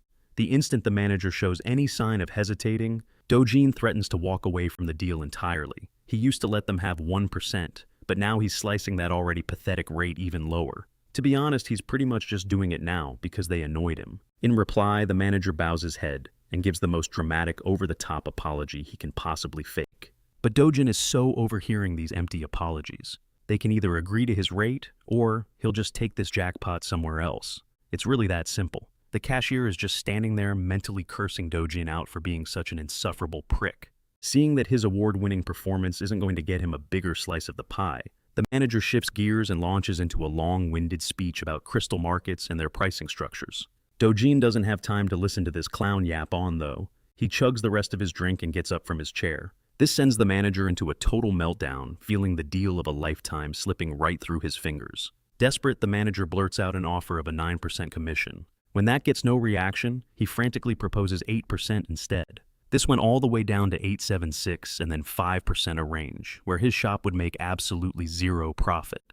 And just as the manager was hitting rock bottom, Seo Dojun swoops in, saying he'll graciously accept 1% as a nod to their old business relationship. On the inside, the manager was screaming, wanting to curse out this dude for the daylight robbery he was pulling. But he just couldn't bring himself to walk away from a product this game-changing. Then the next words out of Dojun's mouth almost made the manager's jaw hit the floor, because aside from the bag he had with him, Dojun claimed he had about 7 more bags filled with those same priceless crystals. With that bombshell dropped, a contract was whipped up and signed faster than you can say, deal. And just like that, 67 billion won hit Dojun's bank account, which is about 48 million US dollars. At this pace, that 110 billion won house he wants doesn't feel so far-fetched. The only snag is that farming more high-grade magic crystals from regular gates is a massive time sink. If he could just figure out how to jump through rift zones whenever he wanted, he could grind for loot like there's no tomorrow. As he was scrolling through his phone, a nationwide administrative alert popped up on everyone's screen. The wave outbreak that happened in the southern part of the United Kingdom was finally being announced to the public. In the meantime, all travel to the UK was officially banned for everyone. After seeing a real-world crisis unfolding, Dojun completely lost interest in messing around with the shop manager from his past life. Back then, it wouldn't have mattered what country it was, or which association was on the job. He probably would have jumped in to seal the rift himself. But he's not that guy anymore. He's got way more important things to do, and tonight dinner is on him, and they're getting the good stuff. Little Yoon Young was practically drooling at the sight of the insane marbling on the pork and beef sizzling on the grill. The expensive meat and all the delicious side dishes just kept piling up on their table. Getting worried that they were going way overboard, especially after seeing the prices on the menu, Grandma pumped the brakes and asked her grandson if this was really okay since 250,000 won, for 100 grams is ridiculously expensive. But Dojun just brushed off her concerns. After the massive payday he just got from his crystal haul, they could eat until they burst, and it wouldn't even put a dent in his finances. Young's first bite was all it took. She was instantly hooked. That ridiculously luxurious beef just hits different. Dojun kept loading up the grill with more and more meat, while his grandma just watched, still a little nervous. Bruh, another platter with fresh ribs, prime ribeye, strip loin, and skirt steak was already on its way to the table. At this point, the amount of food was just insane. How could 2.5 people possibly finish all of that? Well, it looks like Grandma is seriously underestimating a protagonist's appetite. To snap her out of her worrying, little Young convinced her grandma to just try a piece of the good stuff, and who could say no to that sweet face? Grandma gave in, and one bite of that melt-in-your-mouth beef was all it took for every single one of her worries to just vanish. After that, the happy little family dove into their feast, the whole meal filled with nothing but smiles and laughter. But unknown to Dojun, a woman with a main character aura had just walked into the restaurant. She was turning so many heads that other guests were low-key about to snap their necks. The woman walked straight towards Seo Dojun's table and got right to the point, asking for his attention. She said she just needed a moment of his time, nothing more. But before she could even explain why Dojun shut her down for interrupting his family's meal, if she had something to say, she could damn well come back after they were finished eating. Hyun-ju-yeon pulled out her business card, probably expecting him to change his tune once he saw her name, but no cap. Dojun just kept grilling and eating, completely ignoring her like she wasn't even there. And so, the world-famous S-rank hunter had to swallow her pride and go wait patiently in the restaurant's waiting area. With a celebrity of her caliber just sitting among regular folks, she obviously became the center of everyone's attention. Guys and girls alike couldn't stop sneaking glances at the woman who stood at the very peak of the hero world. Not only is she ranked 4th among all the S-class hunters in the nation, but a lot of people would argue she easily cracks the top 10 list of the most beautiful heroes on the entire planet. Ignoring the whispers rippling through the crowd, every civilian was thinking the same thing. Who in the world is this guy, making the great Hyun-ju-yeon wait? Ju-yeon replayed their quick chat from a few minutes back. All the intel she had said Seo Dojun cleared his first gate just 2 months ago. Somehow he survived and is now a suspected awakened. Everyone thought he bit the dust in the Mappo Rift disaster, but nope, here he is grabbing a bite with his family like it's nothing. But beyond all the facts that just weren't adding up, a single sharp glance from this dude was enough to put an S ranker like Ju-yeon on high alert. There's no way a fresh awakened could hit S rank in less than 2 months, right? Even that rich oil tycoon Kafmore who dumped a fortune into magic stones needed 5 whole months to get to the top. Trying to make sense of the vibe she was getting, Ju-yeon figured Dojin had to be hiding some kind of unknown special ability. Just then, Dojin's grandma and little Yuna finally finished their meal. Their stomachs were full, and their spirits were high. As they headed for the exit, Ju-yeon approached, ready to finally have a word with this mysterious man. But before she could even get a word out, another group strutted into the restaurant, acting like they owned the place. The moment Dojin saw the guy leading them, his gaze turned ice cold. This scumbag definitely wasn't expecting to see Seo Dojin alive and well after what went down in that death trap of a gate. It was the psycho Kong Chul-woo, and honestly he was pretty amused by Dojin's cockroach-level ability to not die. Even Ju-yeon recognized this notorious troublemaker instantly. The whole restaurant went dead silent as the tension cranked up to 11. Dojun completely ignored the dude's lame insults and instead motioned for Ju-yeon to come closer. Chol-woo was low-key shocked to see an S-rank hero actually talking to this so-called cockroach. Dojin asked if she could look after his family for a moment, just needing her to hail a cab so they could get home safely. It'd be a whole lot easier for them to be long gone while he was busy collecting a long overdue debt from this clown.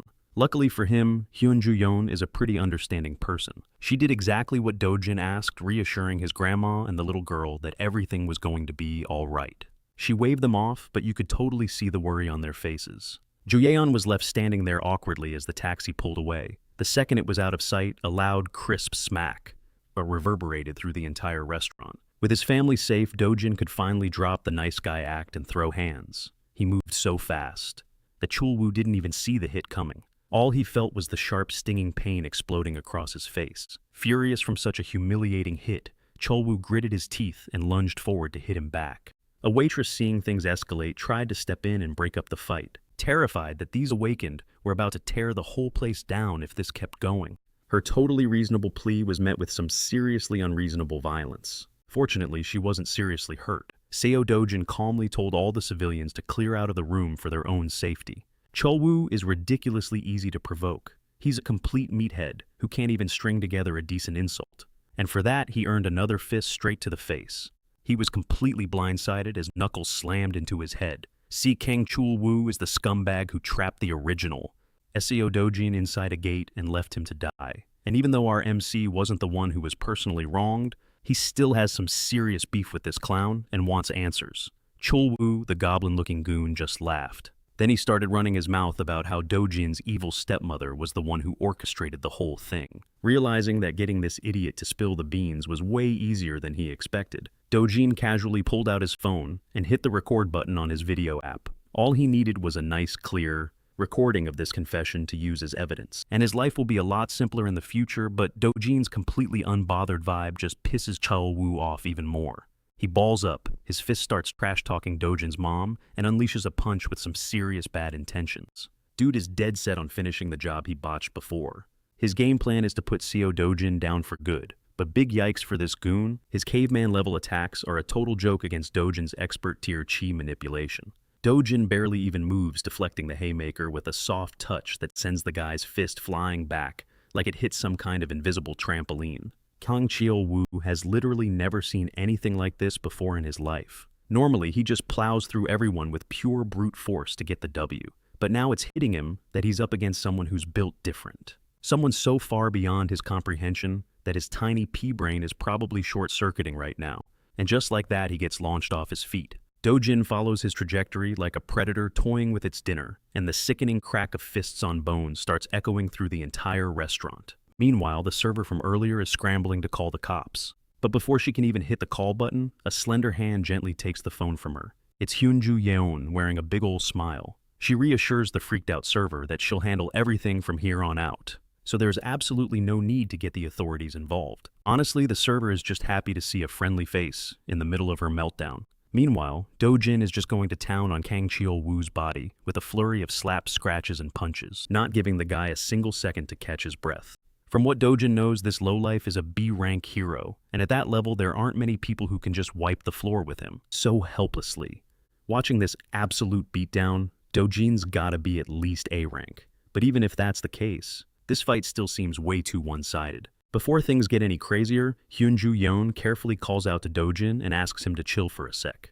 She's worried that if this beatdown goes on any longer, Kang Chulwoo might actually kick the bucket.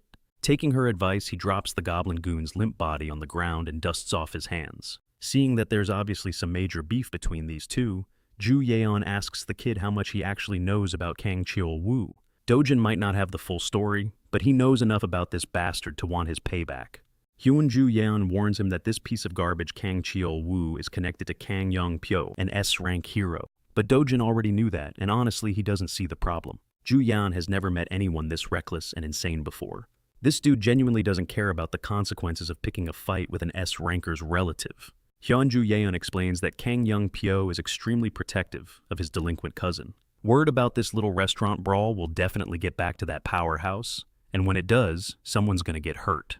But Dojin just scoffs at Ju Yeon's concerns, like he'd be scared of some hotshot S-ranker.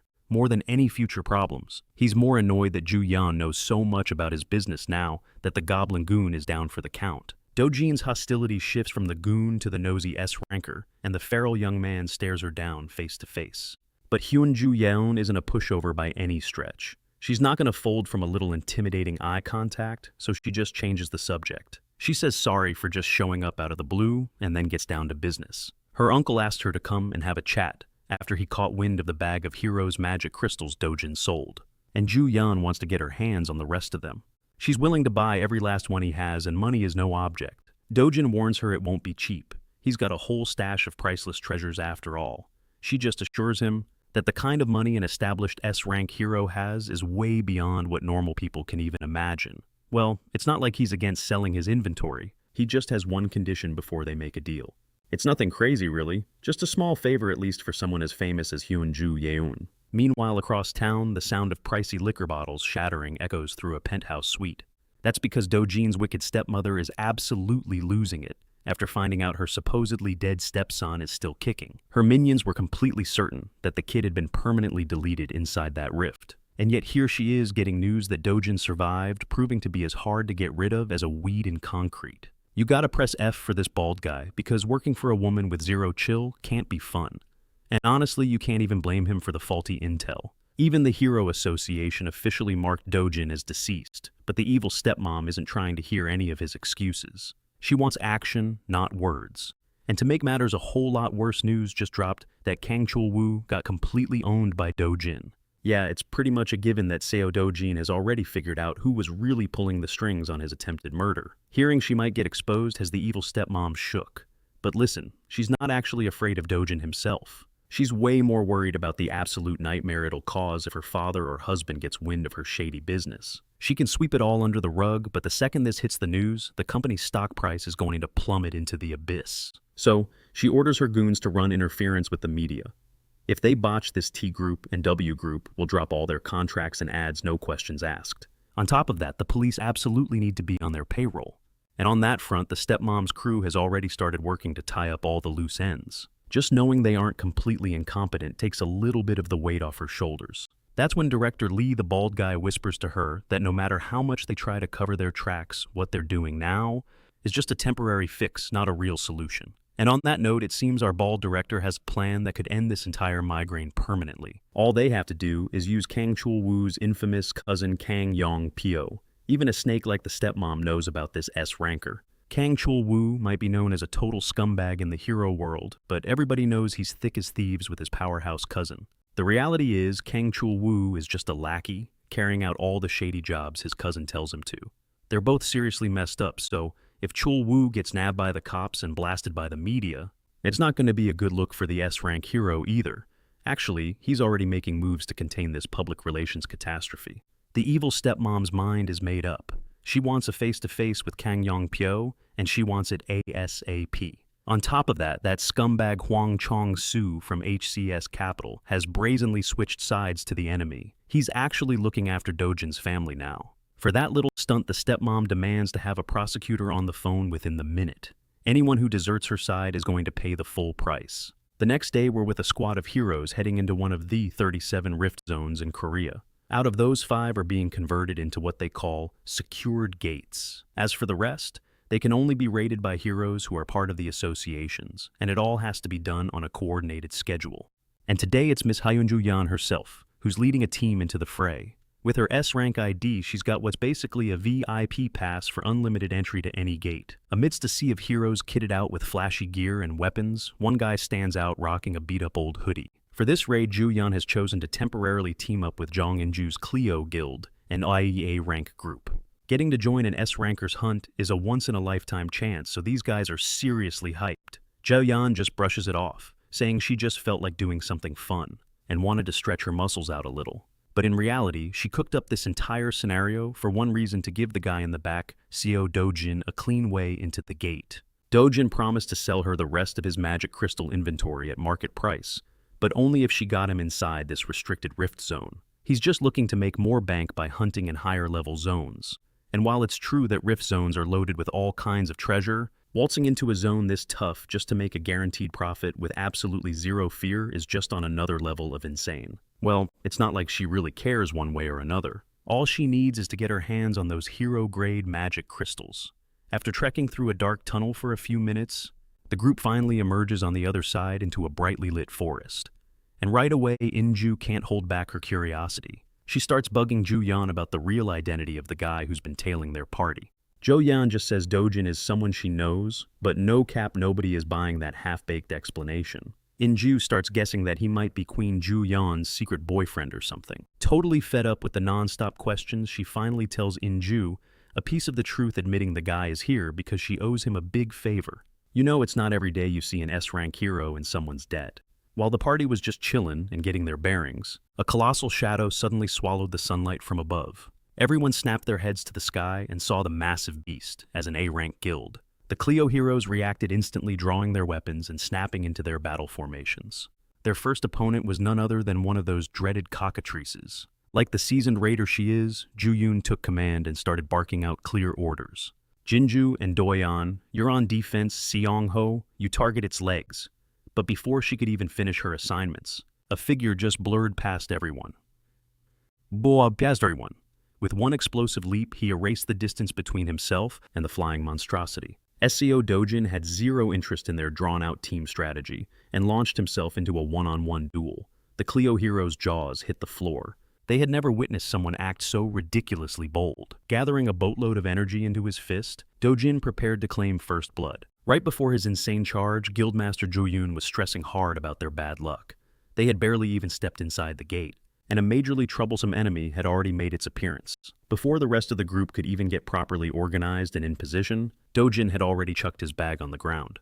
While Juyun was still trying to call the shots, our boy was already tearing through the air like a human cannonball. He was an absolute speed demon. In a single jump, he completely negated the creature's aerial advantage. Up in the sky, he totally owned the battlefield, no contest. The fiery aura rolling off him was intense and scorching hot. That overgrown chicken didn't have the speed or the reaction time to even think about blocking the incoming attack. As a result, it was forced to eat a full-powered punch right to its beak. And just like that, the bird was on the ground while the human was still floating in the clouds. It was a pretty wild role reversal, no cap. Dojin landed smoothly in front of the stunned group. My dude didn't even break a single drop of sweat. The cockatrice was on death's door, the massive imprint of his fist clearly visible on its face. The members of the Clio Guild, including their S-rank heavy hitter, just stood there, totally speechless. They could only watch the absolute savagery that happened next. Dojin lifted his leg and just started stomping on the bird's head, until it was literally reduced to meat paste. Now, it might seem a little extra, but killing a cockatrice actually takes a ridiculous amount of force. With every stomp and kick, the horrifying sound of the skull cracking and blood gushing everywhere absolutely mortified the party. Juyun was now seriously curious about who this guy was, but honestly, Jihyun didn't really know either. All she knew was that Seo Dojin was a seriously strong dude.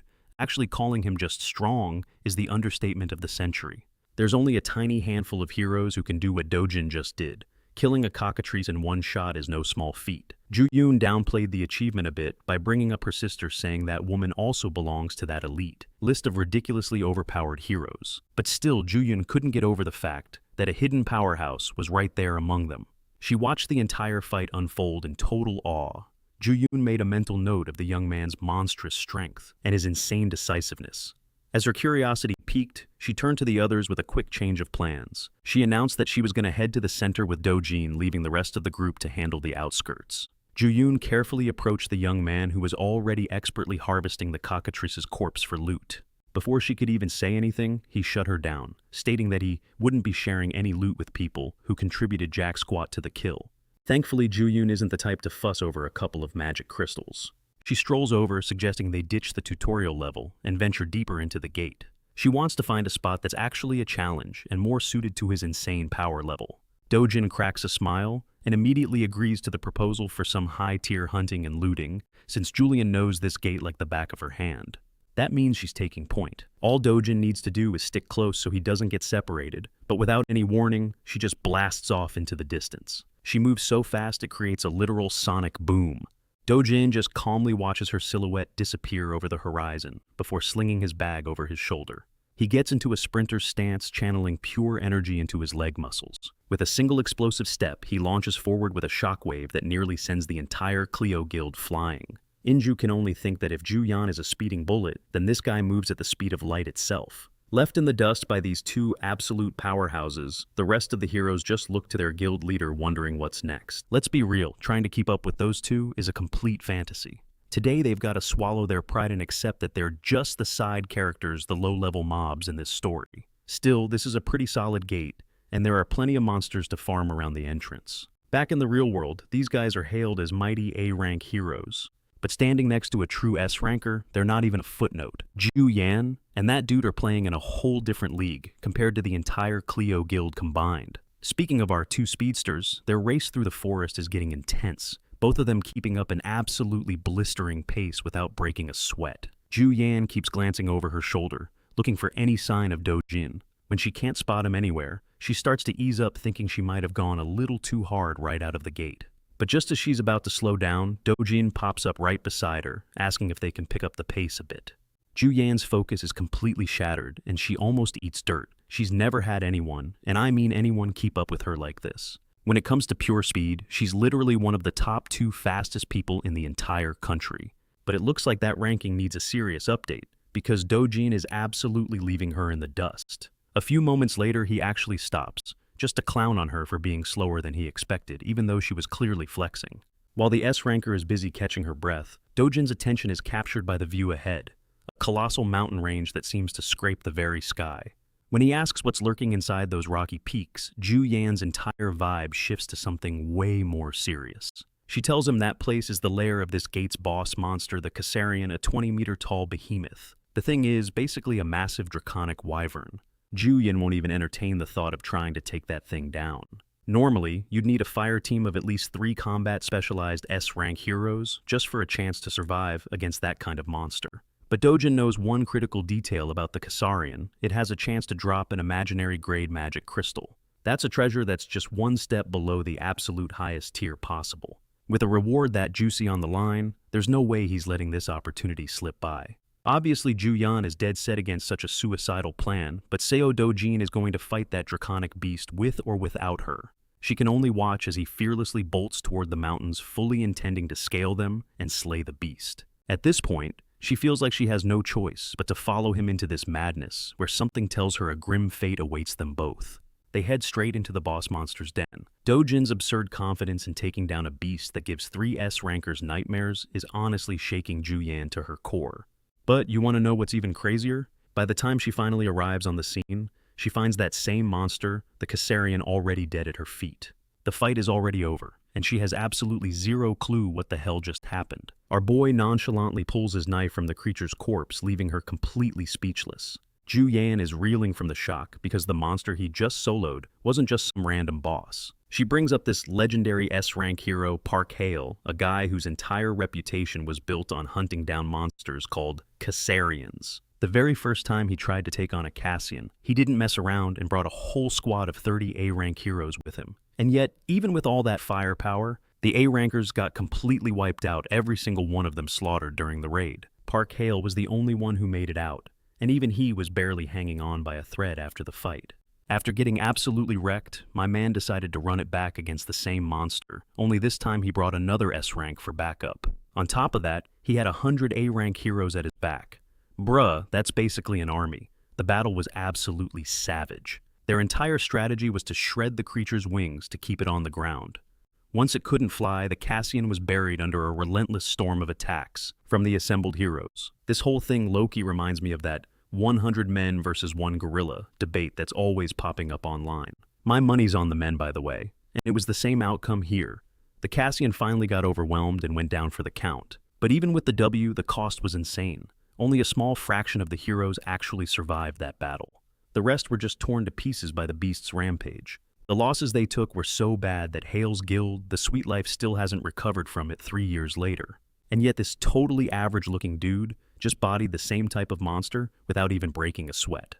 The hilarious part is she's just staring daggers at him. He has to snap her out of it, pointing out that she doesn't get a cut of the loot for standing around and punching the air. His comment definitely gets under her skin, but Jihyun is way more focused on how ridiculously broken this guy is. If she hadn't seen it with her own 2 eyes, she would never in a million years have believed it was possible. The same terrifying Caesarian that took an army to kill was just obliterated in a single hit by one dude.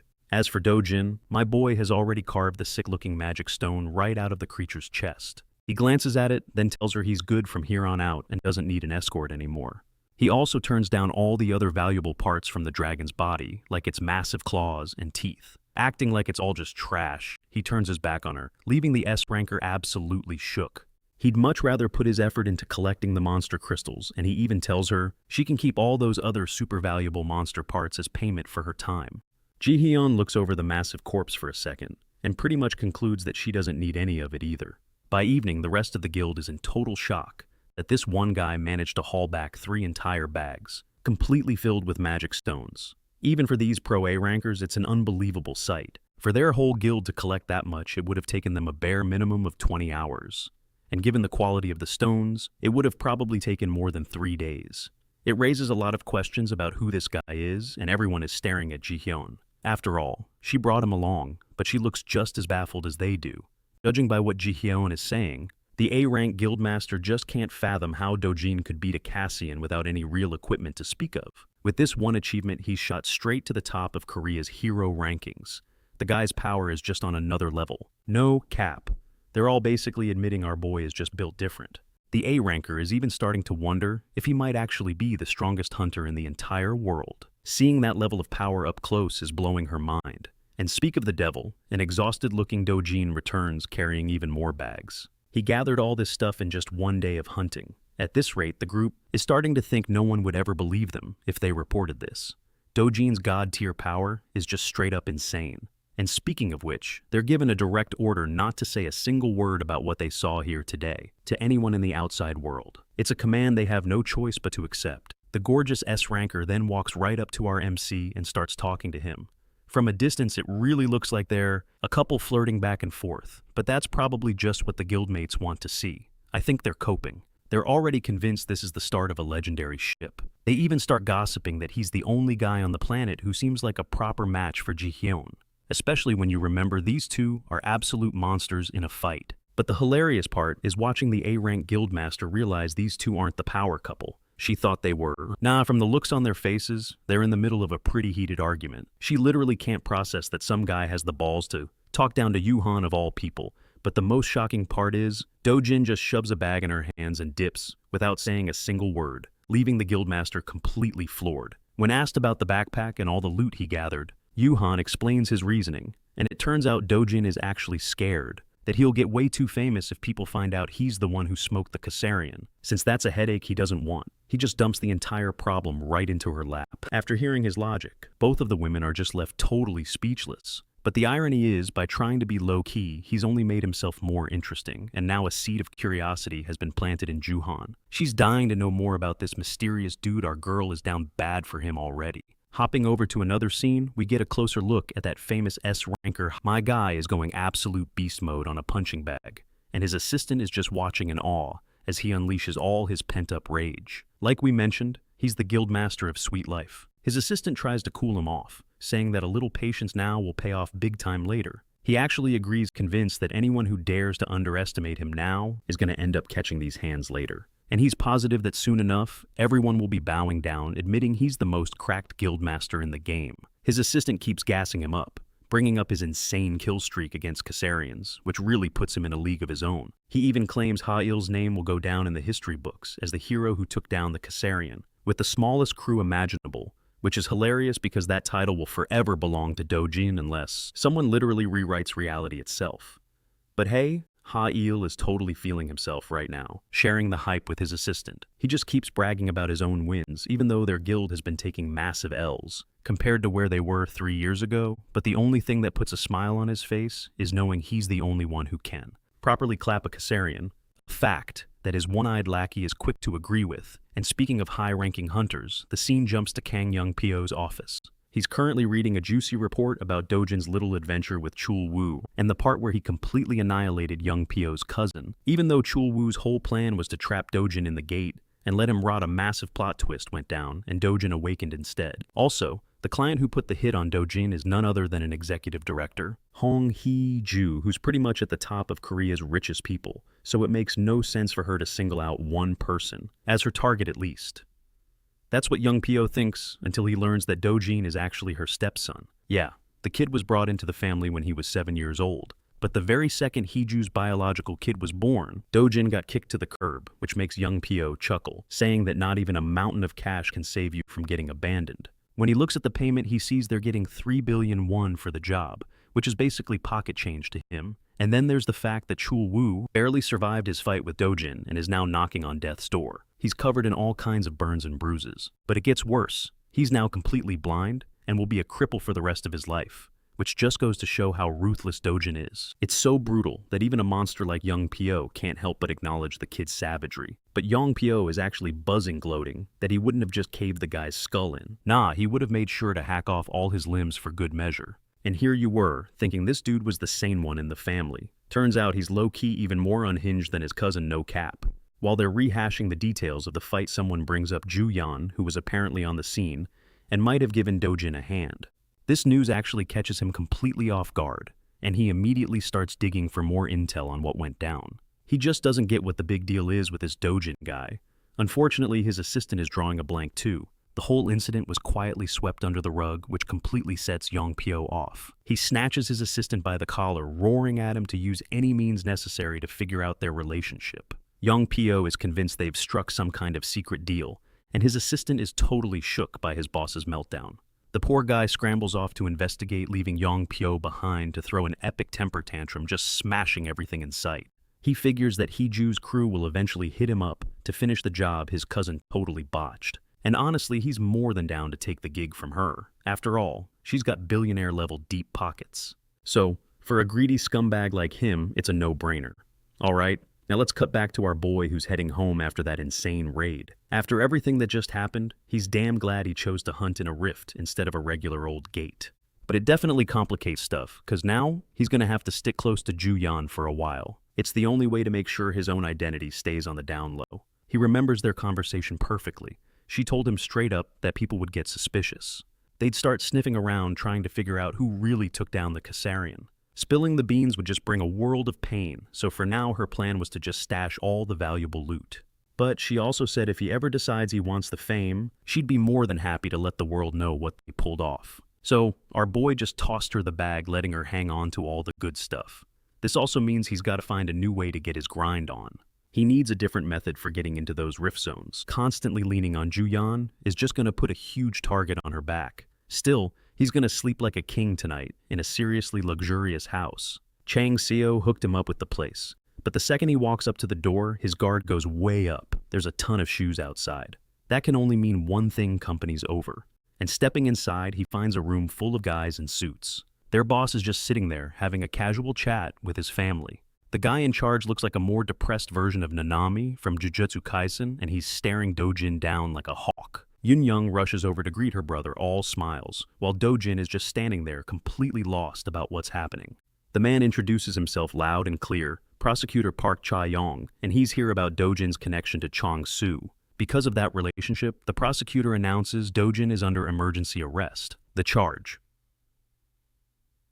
participating in the loan shark operation run by the corrupt CEO of HCS Capital. Instead of kicking up a fuss, Seo Dojin just goes with the flow, calmly surrendering to this so-called emergency arrest. He's promptly slapped in cuffs for his supposed connection to Huang Chang Seo's business and tossed into a bare-bones interrogation room. From inside, he can overhear an arrogant voice on the phone. It's the prosecutor who dragged him in.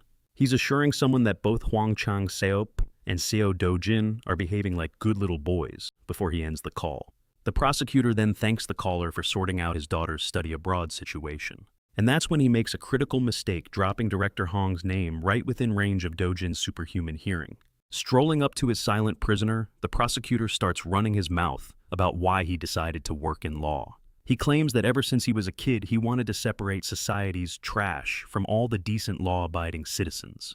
Then the scummy prosecutor slaps a massive file on the table, making a big show of all the dirt he thinks he has on Dojin. He boasts that the charges from their initial investigation alone are enough to lock our boy away for at least 10 years. To make things worse, he claims they've already squeezed plenty of testimony out of Huang Chang Seop. Apparently, it's more than enough to bring down everyone involved in the operation. But Seo Dojin, he doesn't even flinch, giving these weak sauce threats absolutely zero reaction. The man has no chill. When his tough guy act wasn't getting the job done, the prosecutor just started cussing Dojin out, trying to cut straight to the chase. Dojin, with absolutely zero chill, fired back, asking if that bitch Hong Hee-ju was the one pulling the strings on this pathetic legal stunt, which left the prosecutor visibly shook.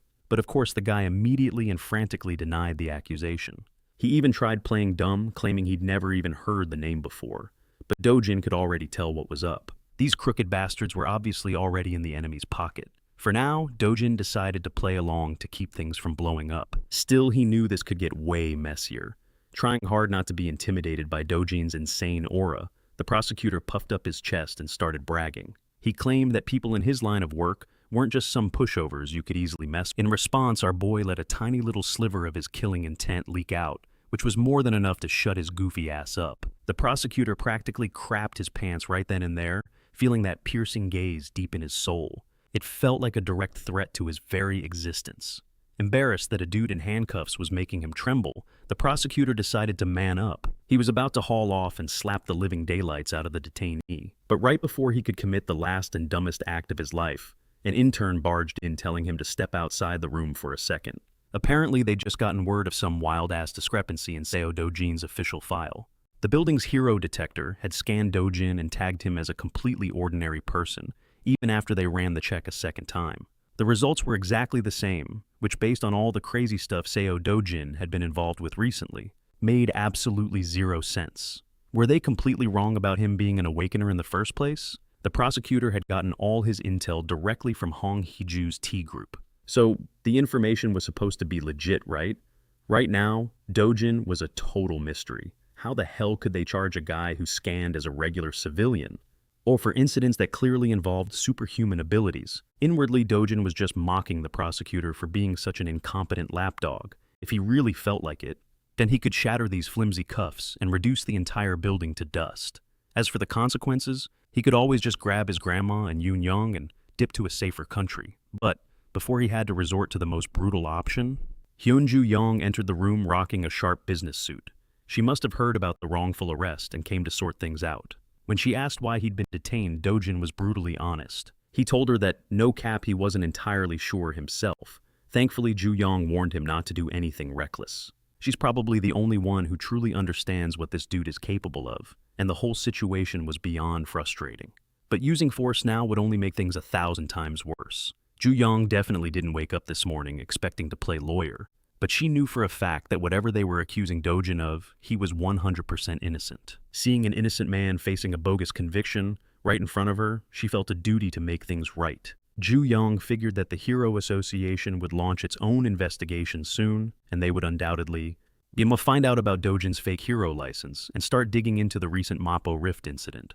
Dojin then asked Ju Yong how his family was doing, and she couldn't help but feel like he was treating her like his personal assistant for a second, right before he shot her a look. It was a gaze with an unreadable intensity, and Ju Yong immediately caved, assuring him that his family would be well taken care of. As she walked out of the interrogation room, having basically become Dojin's official legal rep, he called out that he would not forget this debt. She would never show it, but Ju Yong low-key liked that he was relying on her this time. She promised she would resolve this little hiccup as quickly as possible, and she wasn't kidding. Hyunju Yong's chosen method wasn't some straightforward legal defense proving his innocence. Instead, she just went on the attack, exposing every single crime and illegal backroom deal prosecutor Park Cheol-yong was a part of. This power move resulted in his immediate dismissal. Once that scumbag was out of the picture, a fair investigation proceeded without a hitch. SEO Dojin was proven innocent in the Loan Shark operation and all the other recent incidents. However, he couldn't dodge all punishment. As expected, the investigation confirmed he had used an unauthorized hero license. But thanks to Hyunju Yong's aggressive defense, he got away with just probation. While they were driving back to Dojin's home, breaking news came on the radio about a monster nobody had ever seen before. It had appeared in England and was already causing massive destruction. The monster was described as a creature that looked like a praying mantis. It was about 1.5 meters tall, with compound eyes and terrifying jumping power. From that description alone, Dojin knew exactly what it was. He identified the creature as a macaque. Yoon Jun Yong nearly sent them flying off the road when Dojin casually dropped the name of a brand new monster. Brew, that kind of intel is usually locked down tighter than Fort Knox by the Hero Association. The only reason Hyunji Hyun even knows what a macation is because she's a legit S-rank hero. You see, monster names aren't just pulled out of a hat by some rando. When they die, they drop magic stones. These things aren't just packed with condensed energy. They also hold unique information, and by analyzing that encoded data, you can learn pretty much everything about a monster, including its real name. Here on modern Earth, they use science and tech to do it. But back in the destroyed world, it was all about magic. In other words, Dojin is basically a walking encyclopedia for monsters that exist in both dimensions. He knows their names and every single thing about them. Then he just randomly blurts out that Macasians are a cakewalk if you use fluid from the red flower ant. The stuff is completely harmless to humans, but for Macasians it's an insanely powerful paralytic toxin. Just spray those overgrown bugs and they'll stop their rampage cold. Hyunji Hyun went dead serious for a second. Every move and word from this guy just adds another layer to his mystique. Who in the world is Seo Dojin? But no matter how hard she tried to get a straight answer out of him, Dojin just wouldn't spill the beans. His mind was already on a completely different level, crafting a plan to shut down any and all future drama from happening. The only logical move he could come up with was to finally kill that witch Hong Hee-ju. And speak of the devil, Director Hong is at the end of her rope, nervously biting her nails and drowning in anxiety while trying to cook up new schemes to get rid of her husband's bastard kid. With a powerhouse like Hyun-Joo Yeon now in the mix, she's feeling even more heat to deal with the boy, and the director's assistant was zero help. Even after throwing all their resources at it, they can't figure out what kind of relationship the S-rank hero has with Dojin. If they screw this up and tick off someone with that kind of power, all the money their company has won't be enough to save them. More importantly, Hong Hee-ju was freaking out over the prosecution's report that Seo Dojin registered as a regular person, not as a hero in their testing systems. Based on everything they've seen, it's crystal clear. The kid awakened something dangerous. Maybe he has some kind of skill to fool the hero detector or something. Hong Hee-ju is just hemorrhaging cash on this little vendetta of hers, and the best her people can deliver are a bunch of wild guesses. Absolutely furious, she finally bit the bullet and called up that S-rank scumbag Kang Young-pyo, offering 20 billion bershu, no 30 billion won, to put an end to her Dojin problem once and for all.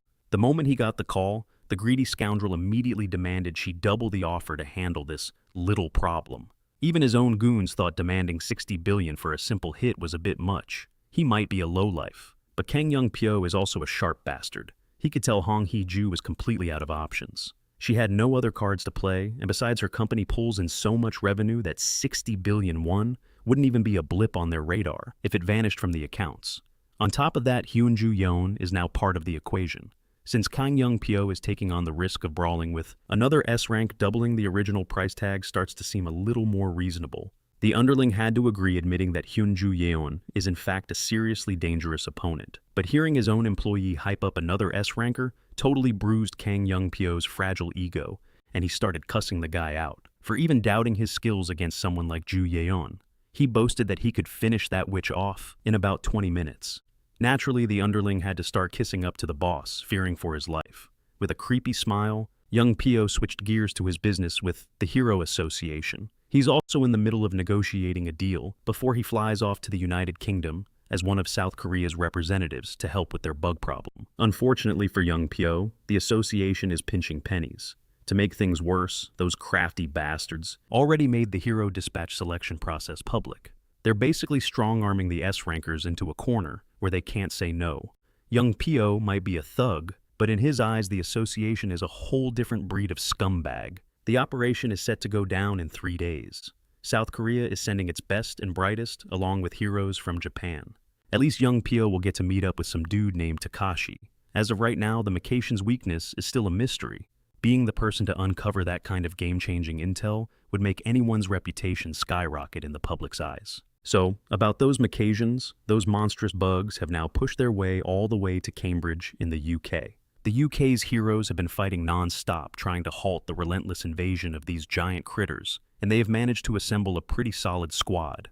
Since we're talking about the UK, a lot of their heroes are blade wielders.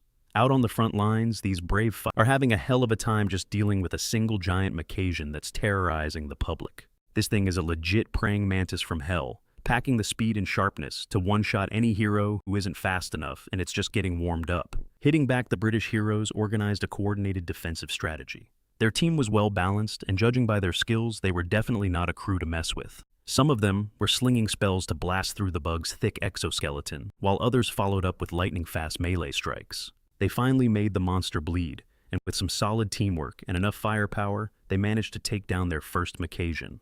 But just to make damn sure the son of a bitch didn't have a second phase or some other trick up its sleeve, they went ahead and chopped its head clean off. The British heroes finally scored a win.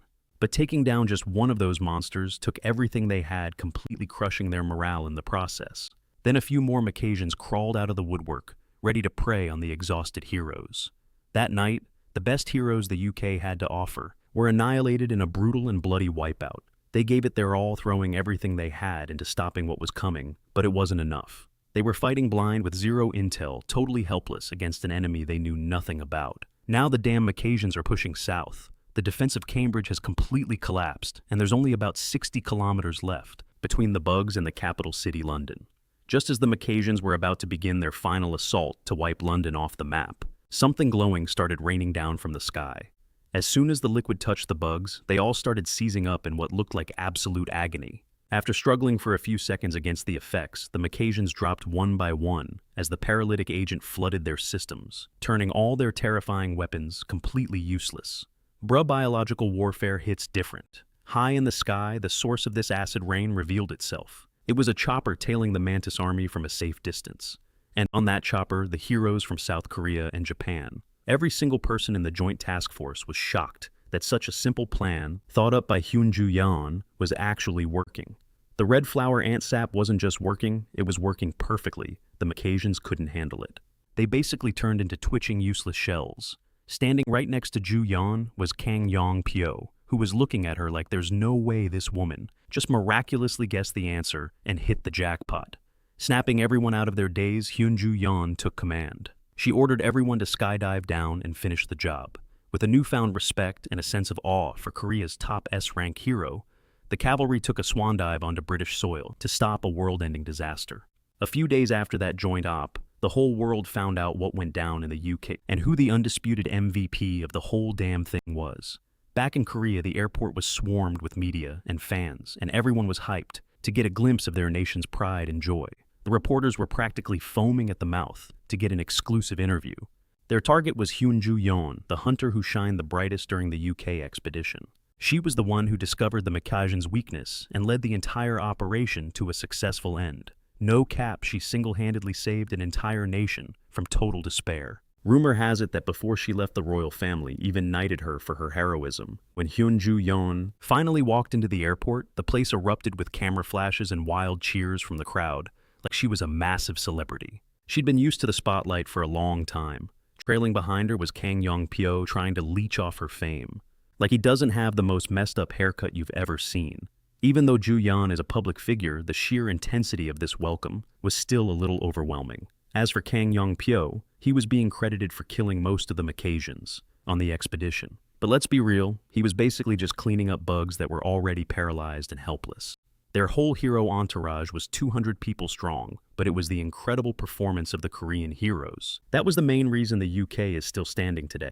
On the news, all the details about the Macasian hunt, including the weakness to red flower ant sap, were released to the public. While walking through the city, our boy, Seo, Dojin heard the news and stopped in his tracks. He was glad Ju Yeon was able to use the intel he gave her, but when they showed Kang Yong-pyo on the giant screen, his mood instantly turned sour. That smug-looking bastard on TV is just one more loose end that he needs to tie up, and soon.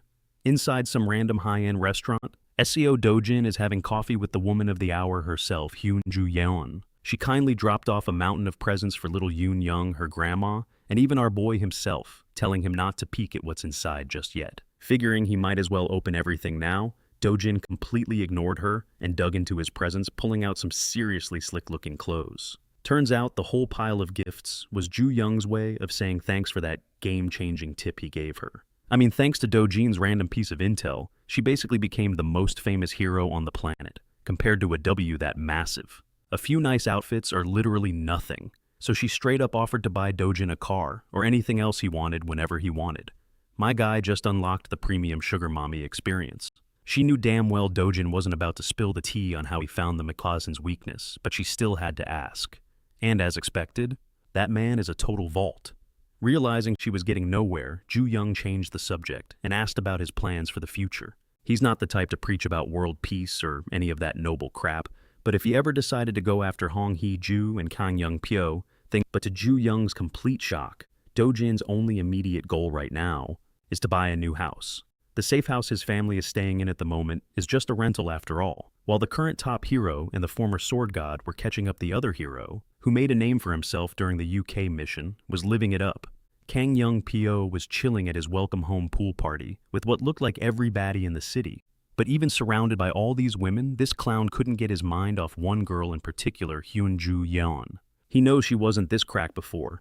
Something about her had changed. He found it low-key sus like she was hiding something. On the flight back to Korea, Young-pyo even tried to get under her skin, hoping she'd slip up about how she discovered the bug's weakness. He tried to pry some info about Seo Dojin out of her, bringing up how Ju Yeon just happened to swoop in and save the day. When Dojin got tangled up with that corrupt prosecutor, She was also there when Kong Chi-ol was ripped apart, and she knew he was just trying to get a reaction out of her. Ju Yeon just shot back that Chi-ol, the dumbass, was the one who started that whole mess in the first place. He tried to murder Dojin and totally failed. Kang Young-pyo's mouth twisted into a demented smile, and he actually agreed, blaming the fool for getting greedy over some chump change. But even so, Chi-ol was still his dear cousin. He could always use their family tie as an excuse to get revenge on that Seo Dojin fella. For a hot second, Ju Yeon's poker face almost cracked, and she nearly showed some emotion. But while that calculating bastard was scrutinizing her, she quickly recovered, distanced herself from the beef, and claimed she wasn't in any position to interfere. Kang Young-pyo was confused. He honestly thought she and that Dojin guy were way closer. Ignoring him for the rest of the flight, Ju Yeon just put her sleep mask back on and went back to her nap. Still, even after that conversation, Young-pyo couldn't shake the feeling that she wasn't being 100% real with him. Kang Young-pyo's paranoid ass is definitely still on high alert when it comes to Seo Dojin. Back in England, the original breakout site in Long Sutton was completely torn up.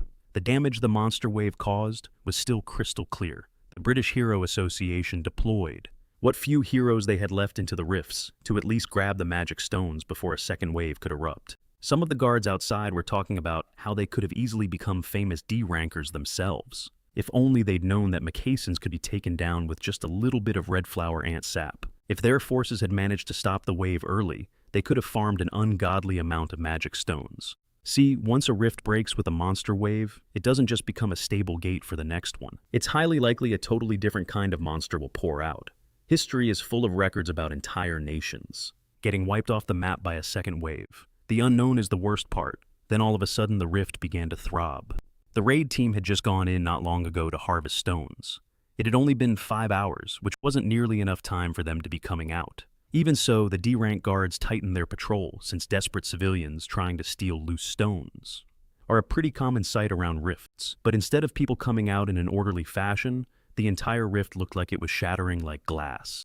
It wasn't the mining team that emerged, it was someone or something else entirely. He had a humanoid face covered in scars, and the armor he was wearing looked like it was from another dimension. This guy was definitely not a hero. His outfit and scars didn't even look real. Before the poor guards could even radio for backup, they lost control of their bodies and started floating in the air. The man took a single step that was so fast it looked like he teleported, lifting them effortlessly. One of the British guards tried to fight back using the UK's signature 3-knife weapon.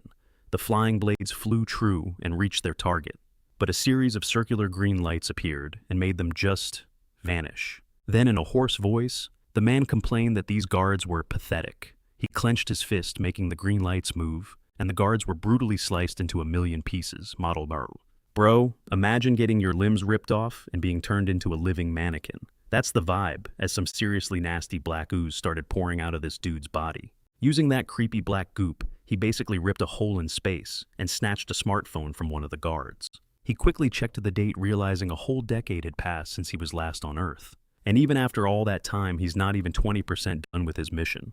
After all that work opening dimensional rifts, was it all for nothing? Nah, he just needs to crank up the mana concentration to get things moving again. But first he decides this planet is long overdue for a major cleanup. It's about time to clean house and yeet all the weaklings. Meanwhile, back in South Korea in the Paju region, a young guy is on one of his usual monster farming runs, totally clueless about this chaos unfolding on the other side of the planet. Rocking nothing but a backpack, Seo Dojin strolled through the restricted zone when suddenly his spidey senses went off. He picked up on some weird vibrations coming from the ground, just like he thought he would. An entire squad of disgusting worm monsters burst out from below, hungry for a piece of him. These things were covered in metal spikes, and their mouths were just rows and rows of razor-sharp teeth. But Dojin, he just stood there in the middle of it all, with absolutely zero chill. He wasn't even fazed by their whole monster mosh pit entrance. Instead of looking at the worms, he looked down. He scoped out the holes they popped out of, did some quick mental math, and figured there were about 26 of them still hiding underground, all within a 100-meter radius. With a smirk that was low-key terrifying, he started cooking up some mana in his hand, ready to see what these bugs were made of. He was curious how many could even take a single hit. He launched the concentrated mana blast straight down one of the holes, and for a second everything went dead quiet. After a few tense moments, a chain reaction of massive explosions ripped through every single hidey hole in the area. Debris and scorching flames shot into the air, forcing every last wriggling worm to the surface to keep from being cooked alive. Dojin is all about that big brain energy, not grunt work. With a move like that, he doesn't even have to get his fit dirty. But while he was busy farming materials from these gross-out worms, a super important meeting was going down. Over in the city, Min Honki, the Korea Hero Association's deputy director, was talking with his boss, nay Tae Wong. The topic of discussion was a certain young man who was becoming a massive headache for them.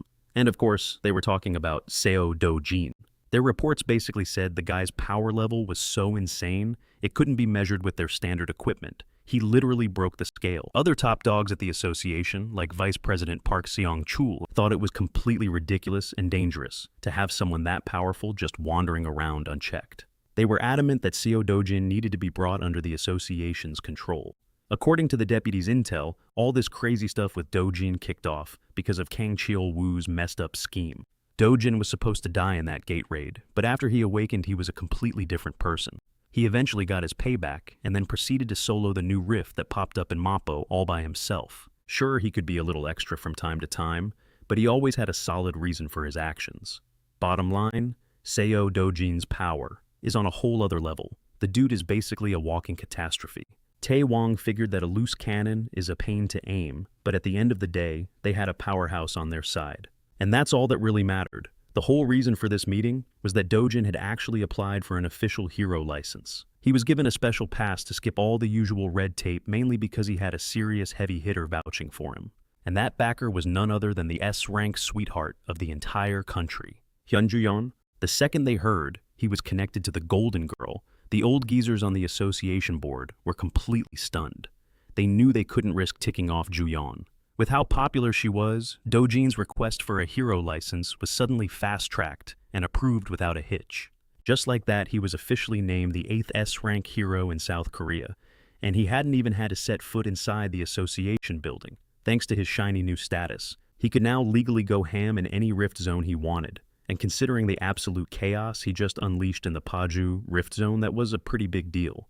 News of him burning those dangerous worms to a crisp traveled fast, reaching the ears of the association's director. That intimidating old man was actually pretty entertained that the country's newest S-rank was already making such big waves. I mean, you don't hear about a hero waltzing into a second-degree rift all by themselves every day.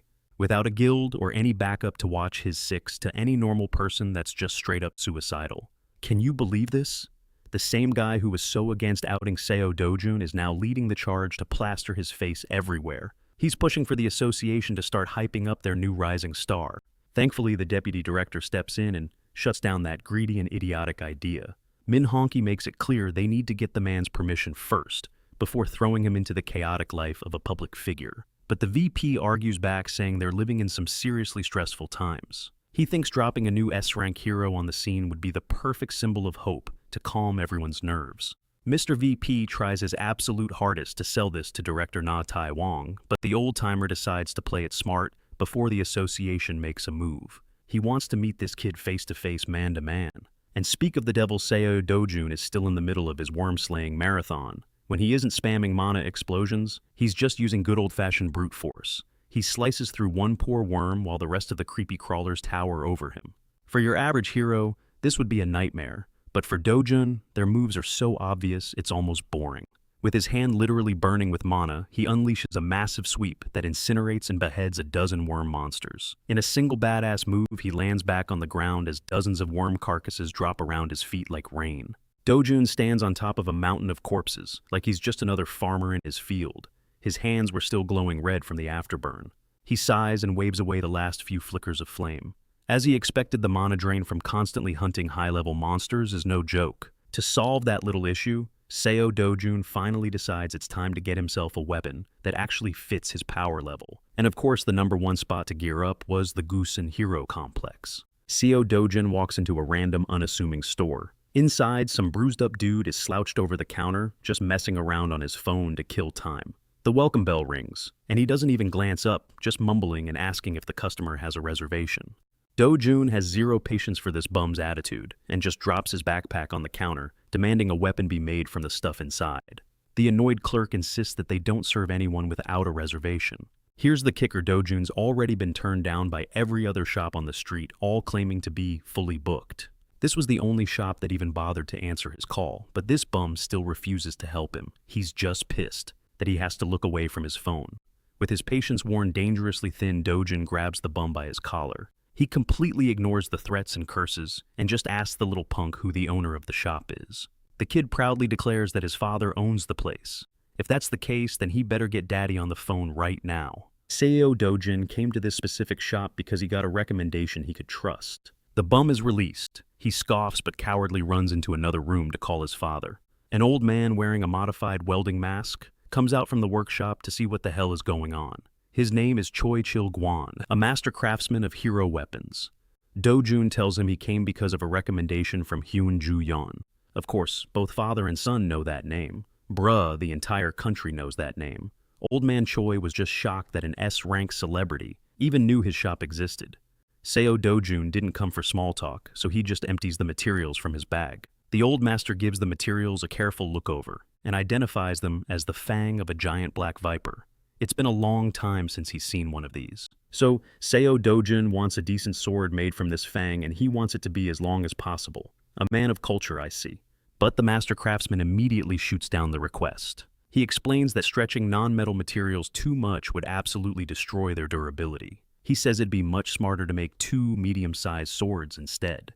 Hearing that weak-ass compromise, Dojun asks if the old man is basically admitting he's not skilled enough to handle what a customer wants. Regardless, he doesn't want 2 swords. He just wants to fuse them into one. All that matters is length. Hey, it's how you use it that counts, buddy.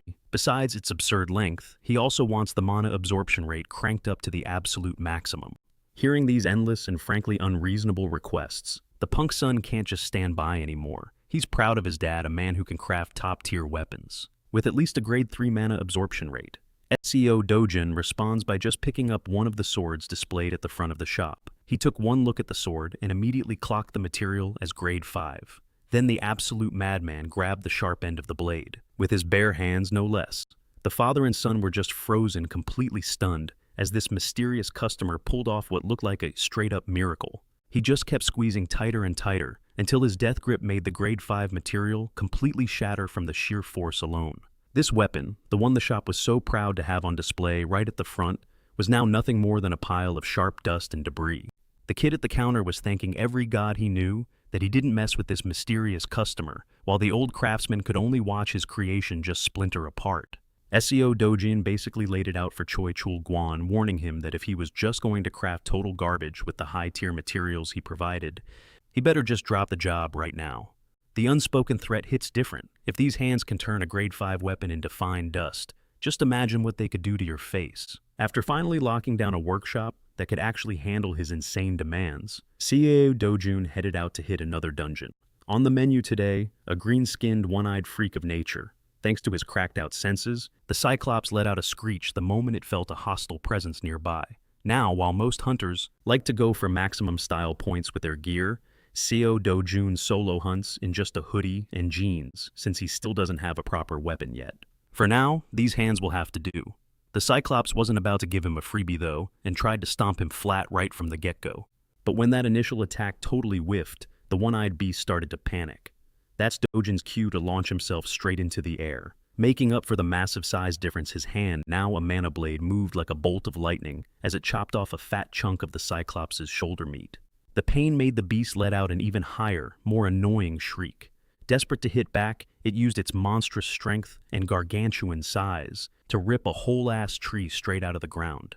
He started waving it around like a lunatic trying to swat the hooded dude out of the sky. Unfortunately for the Cyclops, that kind of aimless flailing won't work on this man. He braced for the impact and carved 2 more deep and gnarly gashes right into both of its shoulders. It was an absolute bloodbath. Normally, if Dojin were up against any other monster, this would have been the end of the hunt. But Cyclops are built different. They have such powerful regenerative abilities that they can just tank and laugh off what should be fatal wounds. Dojin, however, had already factored this overpowered ability into his plan. If your enemy has insane healing, you just gotta keep laying on the damage without giving them a single second to retaliate. After a quick regen, Dojin was right back on him, slicing and dicing his way through the tough flesh and grotesque guts.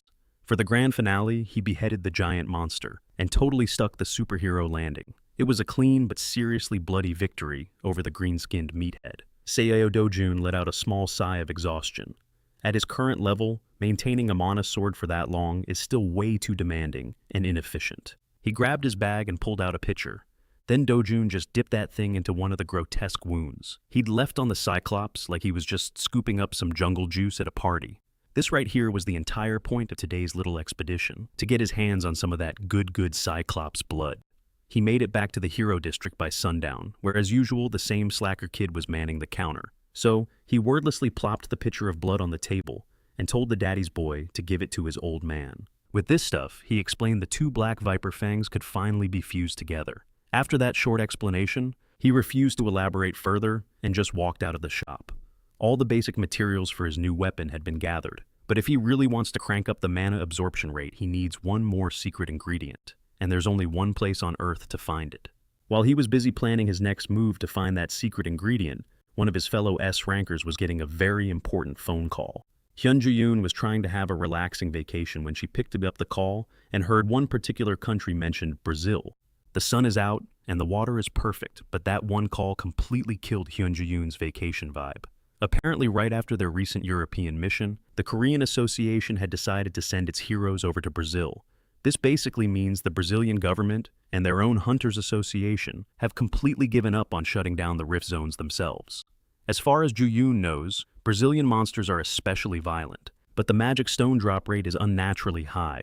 With a ton of money on the line, the Hercleum Guild is slated to get in on the action too.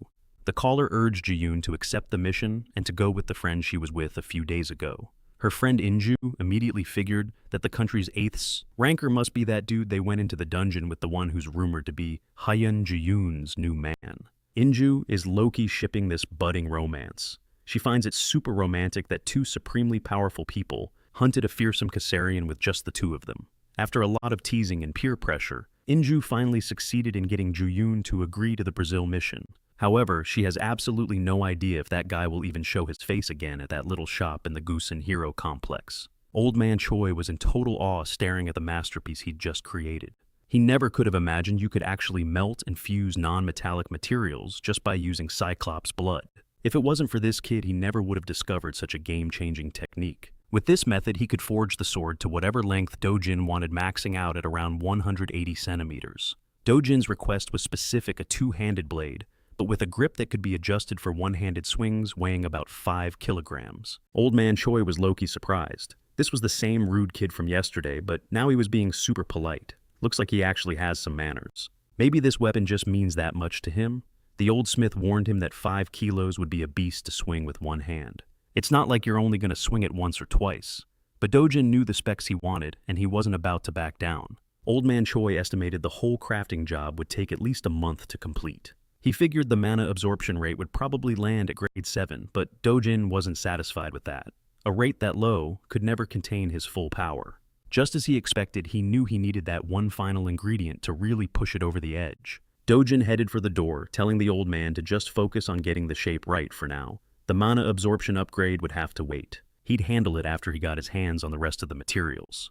As a master artisan, Old Man Choi had a pretty good guess what kind of material the boy was talking about, and the thought alone made him shudder. A few days later, Seo Dojin headed into the city to link up with a very important woman, Hyun-Ju.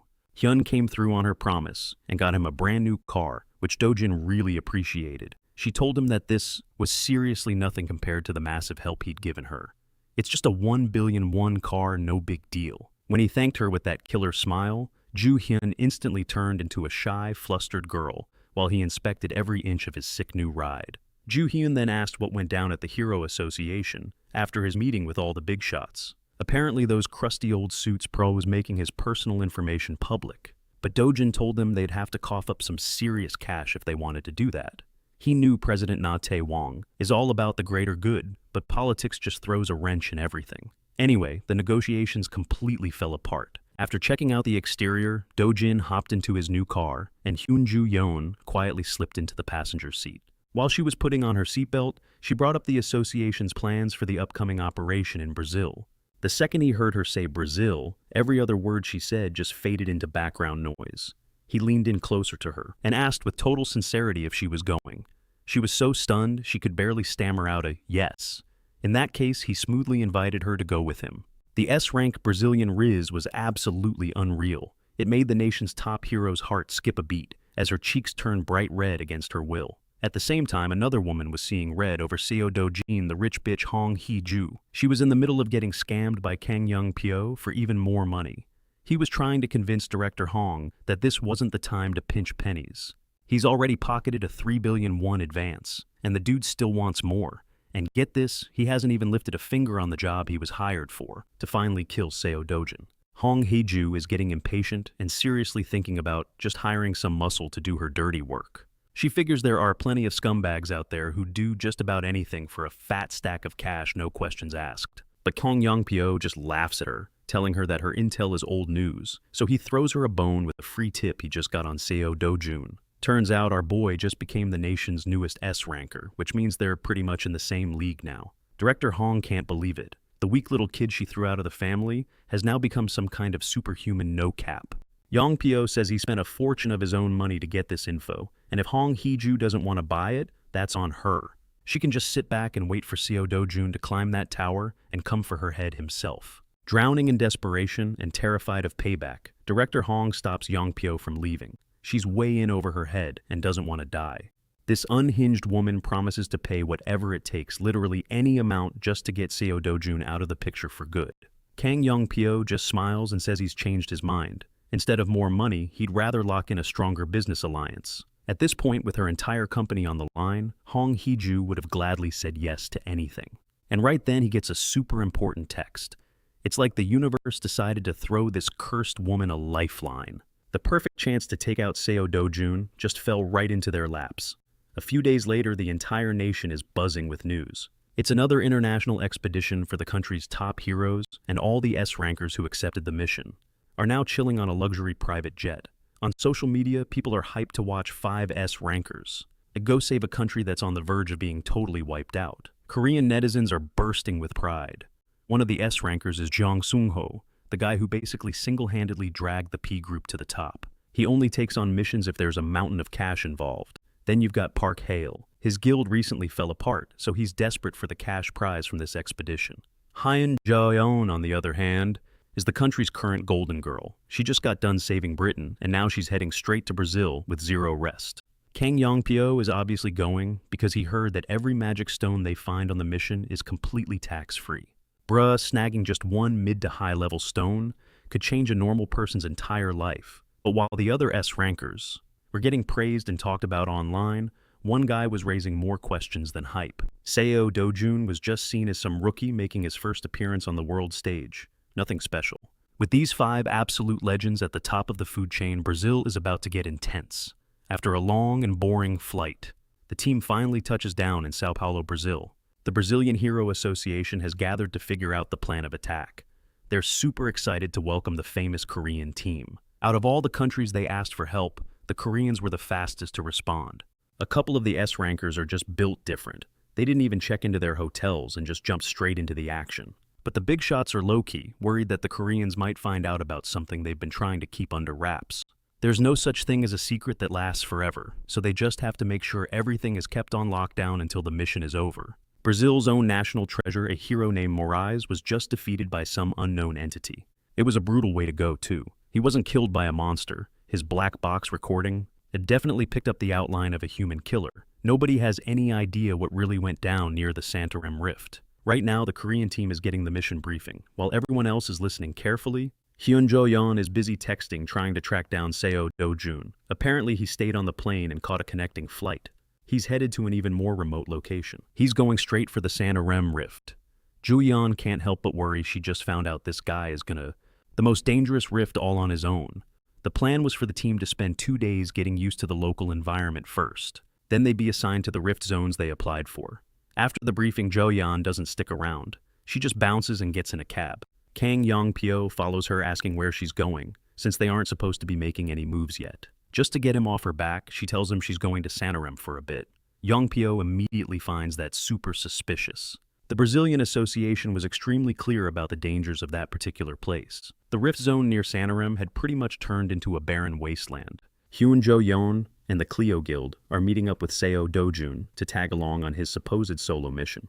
After they hauled ass all the way to this godforsaken place, Ju-yeon was pissed and wanted to know what the big emergency was. Do-jun clapped back that they were the ones who showed up late.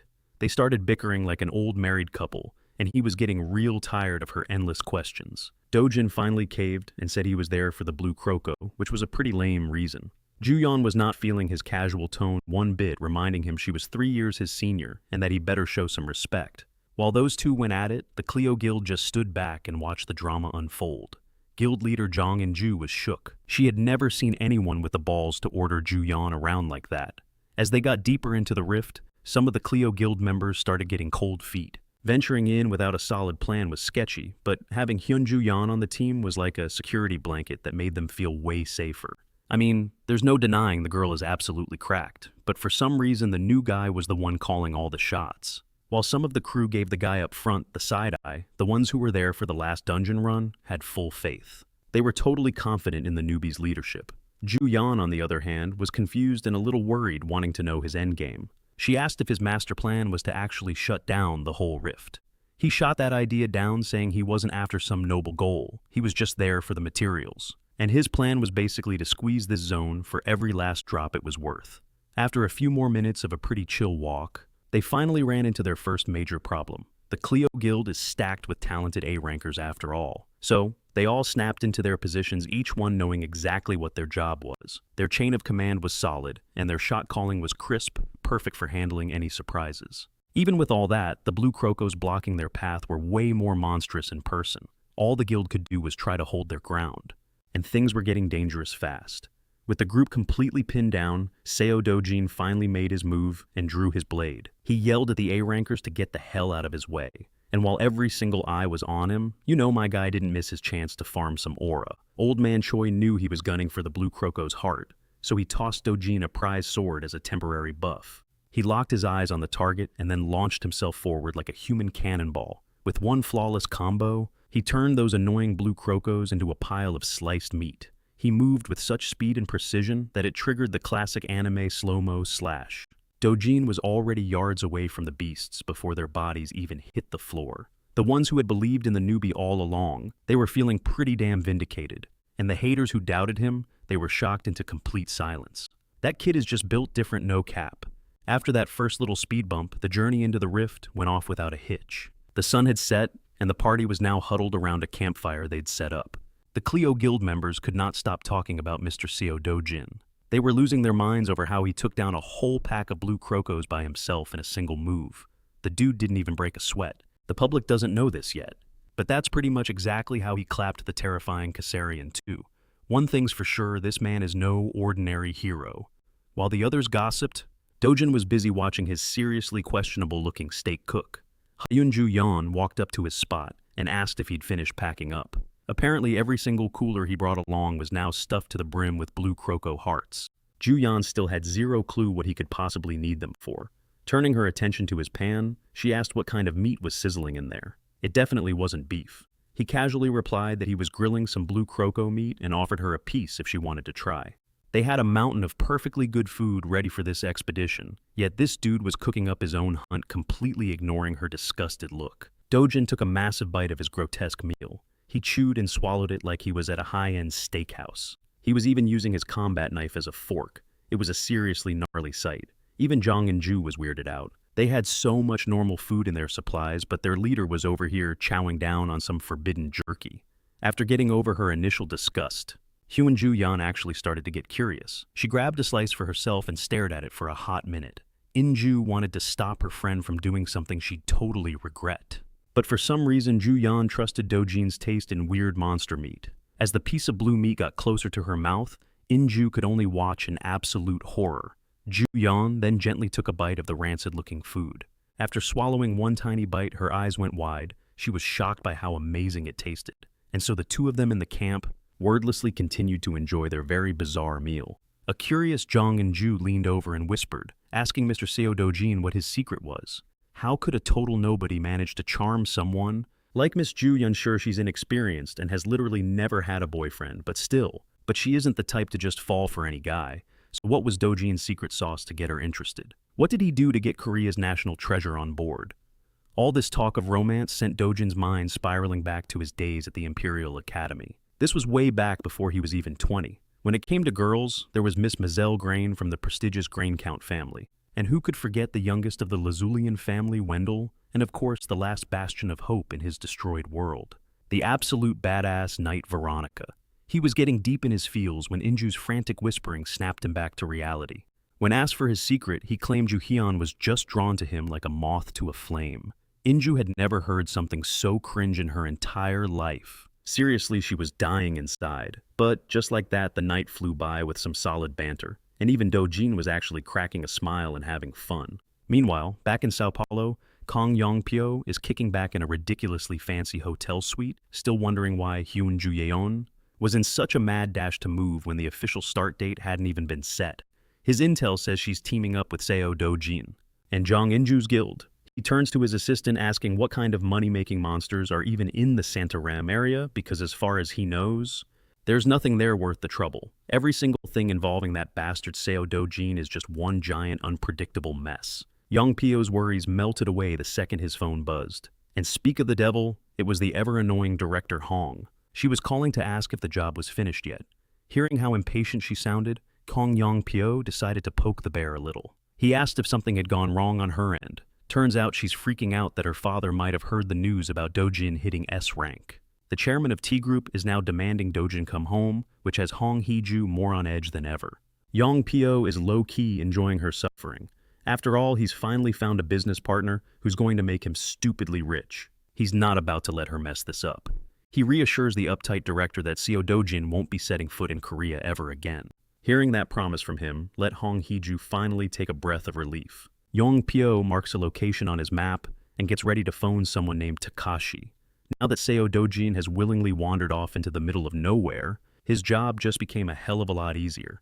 As the sun came up, the Santarem expedition team pushed forward. With Dojin in the lead, Hyun Ju-yeon acted as navigator, warning him against heading into the jungle. She said it was swarming with monsters, but the one they really needed to watch out for was the lynx. Of course, our boy Dojin already knows everything there is to know about the lynx. So instead of avoiding the jungle like a normal person, Seo Dojin immediately charged down the most dangerous path he could find. Ju-yeon knows this guy has zero chill once he's locked onto a goal, but she at least begged him to put on some earplugs. Thankfully, she'd brought some just in case. Earplugs are non-negotiable when fighting a lynx. Its cry has a hypnotic effect that can literally shut down your brain. Dojin was fully aware of this, but he straight up refused to take the earplugs. Ju-yeon didn't give up, desperately trying to get him to see reason and put the earplugs in. I mean, this warning came directly from Brazil's #1 hero, but Seo Dojin completely ignored her pleas without a word, and casually plunged into the dense Santarem jungle, giving them no other option but to follow his crazy ass. And so, Hyun Ju-yeon and the Cleo Guild got dragged into this treacherous detour. After a whole day of hiking, they finally found the monster's lair. Under the bright moonlight, the lynx stared them down. It looked like a giant crazed cat sizing up its dinner. The moment the beast showed itself, Ju-yeon screamed for her subordinates to cover their ears. While everyone else was panicking, Dojin just stared the creature down, not moving an inch. He wasn't the prey here. This was two apex predators having a stare down. It was a pure contest of who had the more overwhelming aura. Unsurprisingly, the lynx opened its massive jaws and let loose an ear-shattering shriek. Hyun Ju-yeon and the Cleo Guild members immediately slammed their hands over their ears. Meanwhile, Seo Dojin just stood there and raw-dogged the sound wave. Seeing how freakishly calm he was, Ju-yeon wondered why he wasn't even using the most basic defense against this thing. Dojin raised his hand and conjured a blazing ball of fire with pinpoint accuracy. He yeeted the projectile at the lynx, which was silhouetted against the full moon. That sure shut the screaming up real quick. Recognizing him as a genuine threat, the beast dodged away at the last second. Dojin immediately unsheathed his sword and sprinted after his prey on foot. Inju Ju-yeon and the others snapped out of their shock and scrambled to keep up. They still had no clue what the hell was even happening as they ran through the deep woods, right until Dojin's strides came to a screeching halt. Turns out the welcoming lynx was just some bait to lure unsuspecting victims into the pack's lair. That kitty got tagged by Dojin's attack at the entrance, so it's looking pretty ticked off.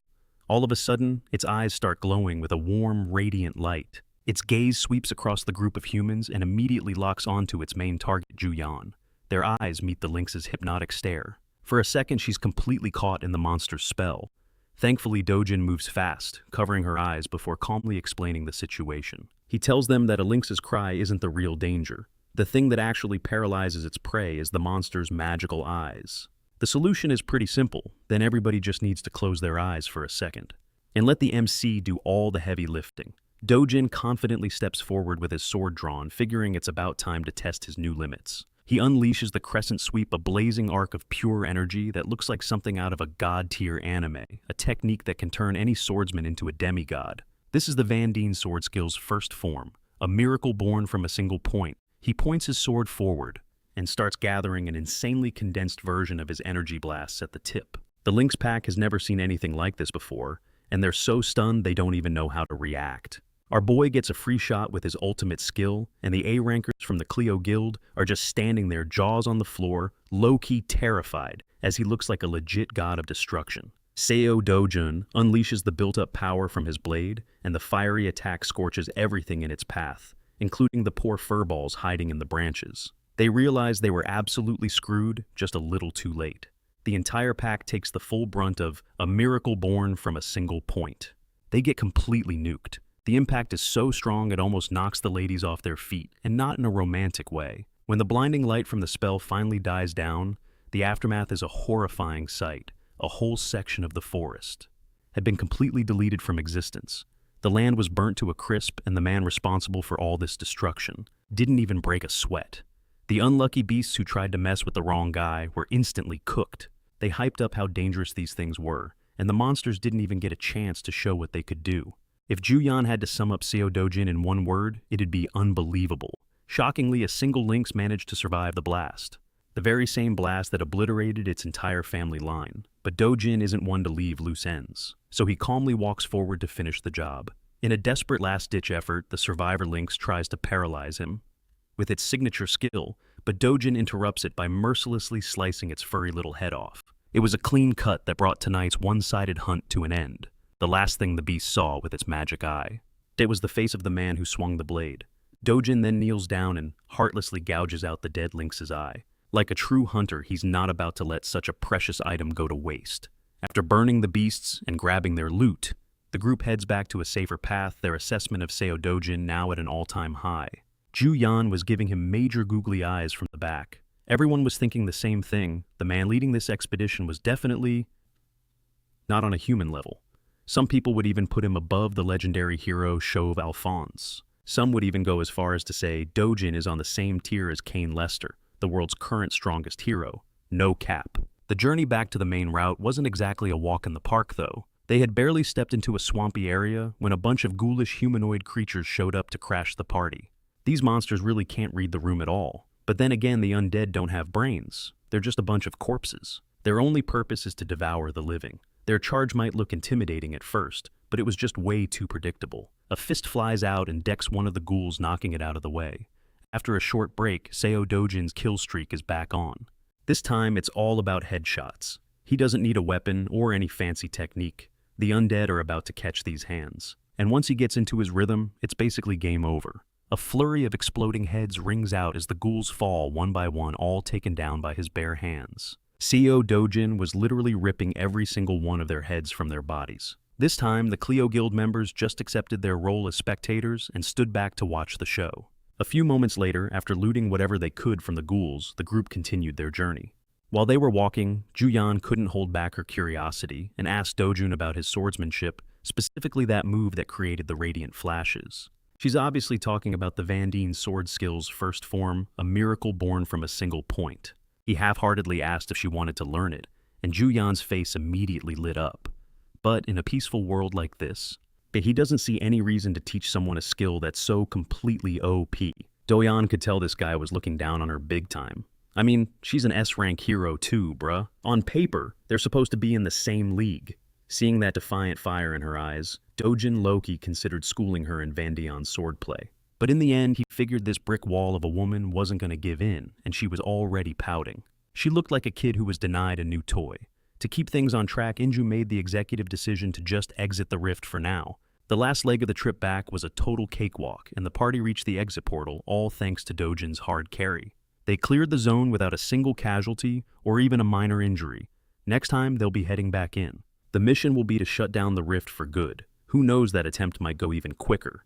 Everyone filed out of the rift one by one. Inju was the last one to step out onto the other side, and her ears were immediately assaulted by a loud argument in Japanese. Looks like someone was camping the exit, just waiting to stir up some trouble and cause a scene. The longer Inju listened, the more she recognized that trashy voice. And right in the thick of it all was Seo Dojin. For some reason, he had his arm wrapped around Juyun's waist. Facing them was Ryoma Takashi, an ex-Yakuza S-rank hero, who also happens to be Tekoku's guildmaster.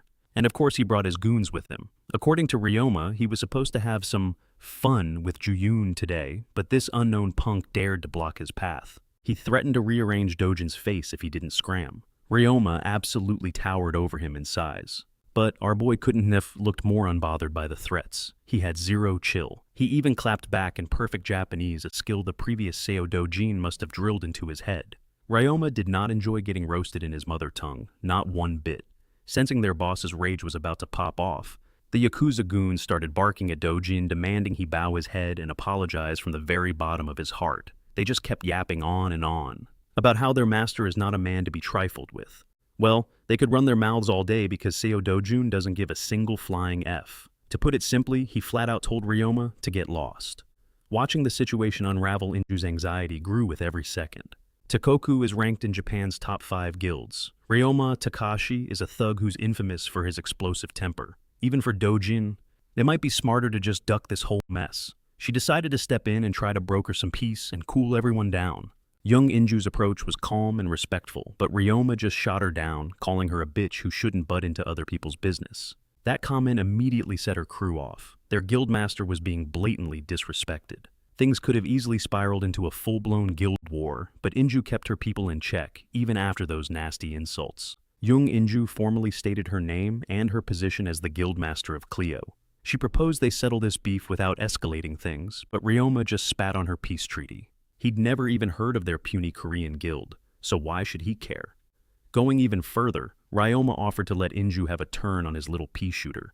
After he was done with Juyun, he then lunged to grab Juyun by force, but Dojin's body completely blocked his move. Irritated, Ryoma finally showed his fangs. After all that talk, he let his fist fly, planting a little kiss right on Dojin's cheek. He probably thought that was all it would take to knock out some nobody so he could get back to his fun. But in that moment, the dumbass Yakuza had also let it slip that he has some other business with Dojin.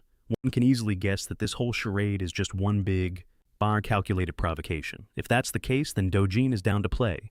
He immediately returned the favor. He cracked Ryoma on the other cheek, but his punch hit different.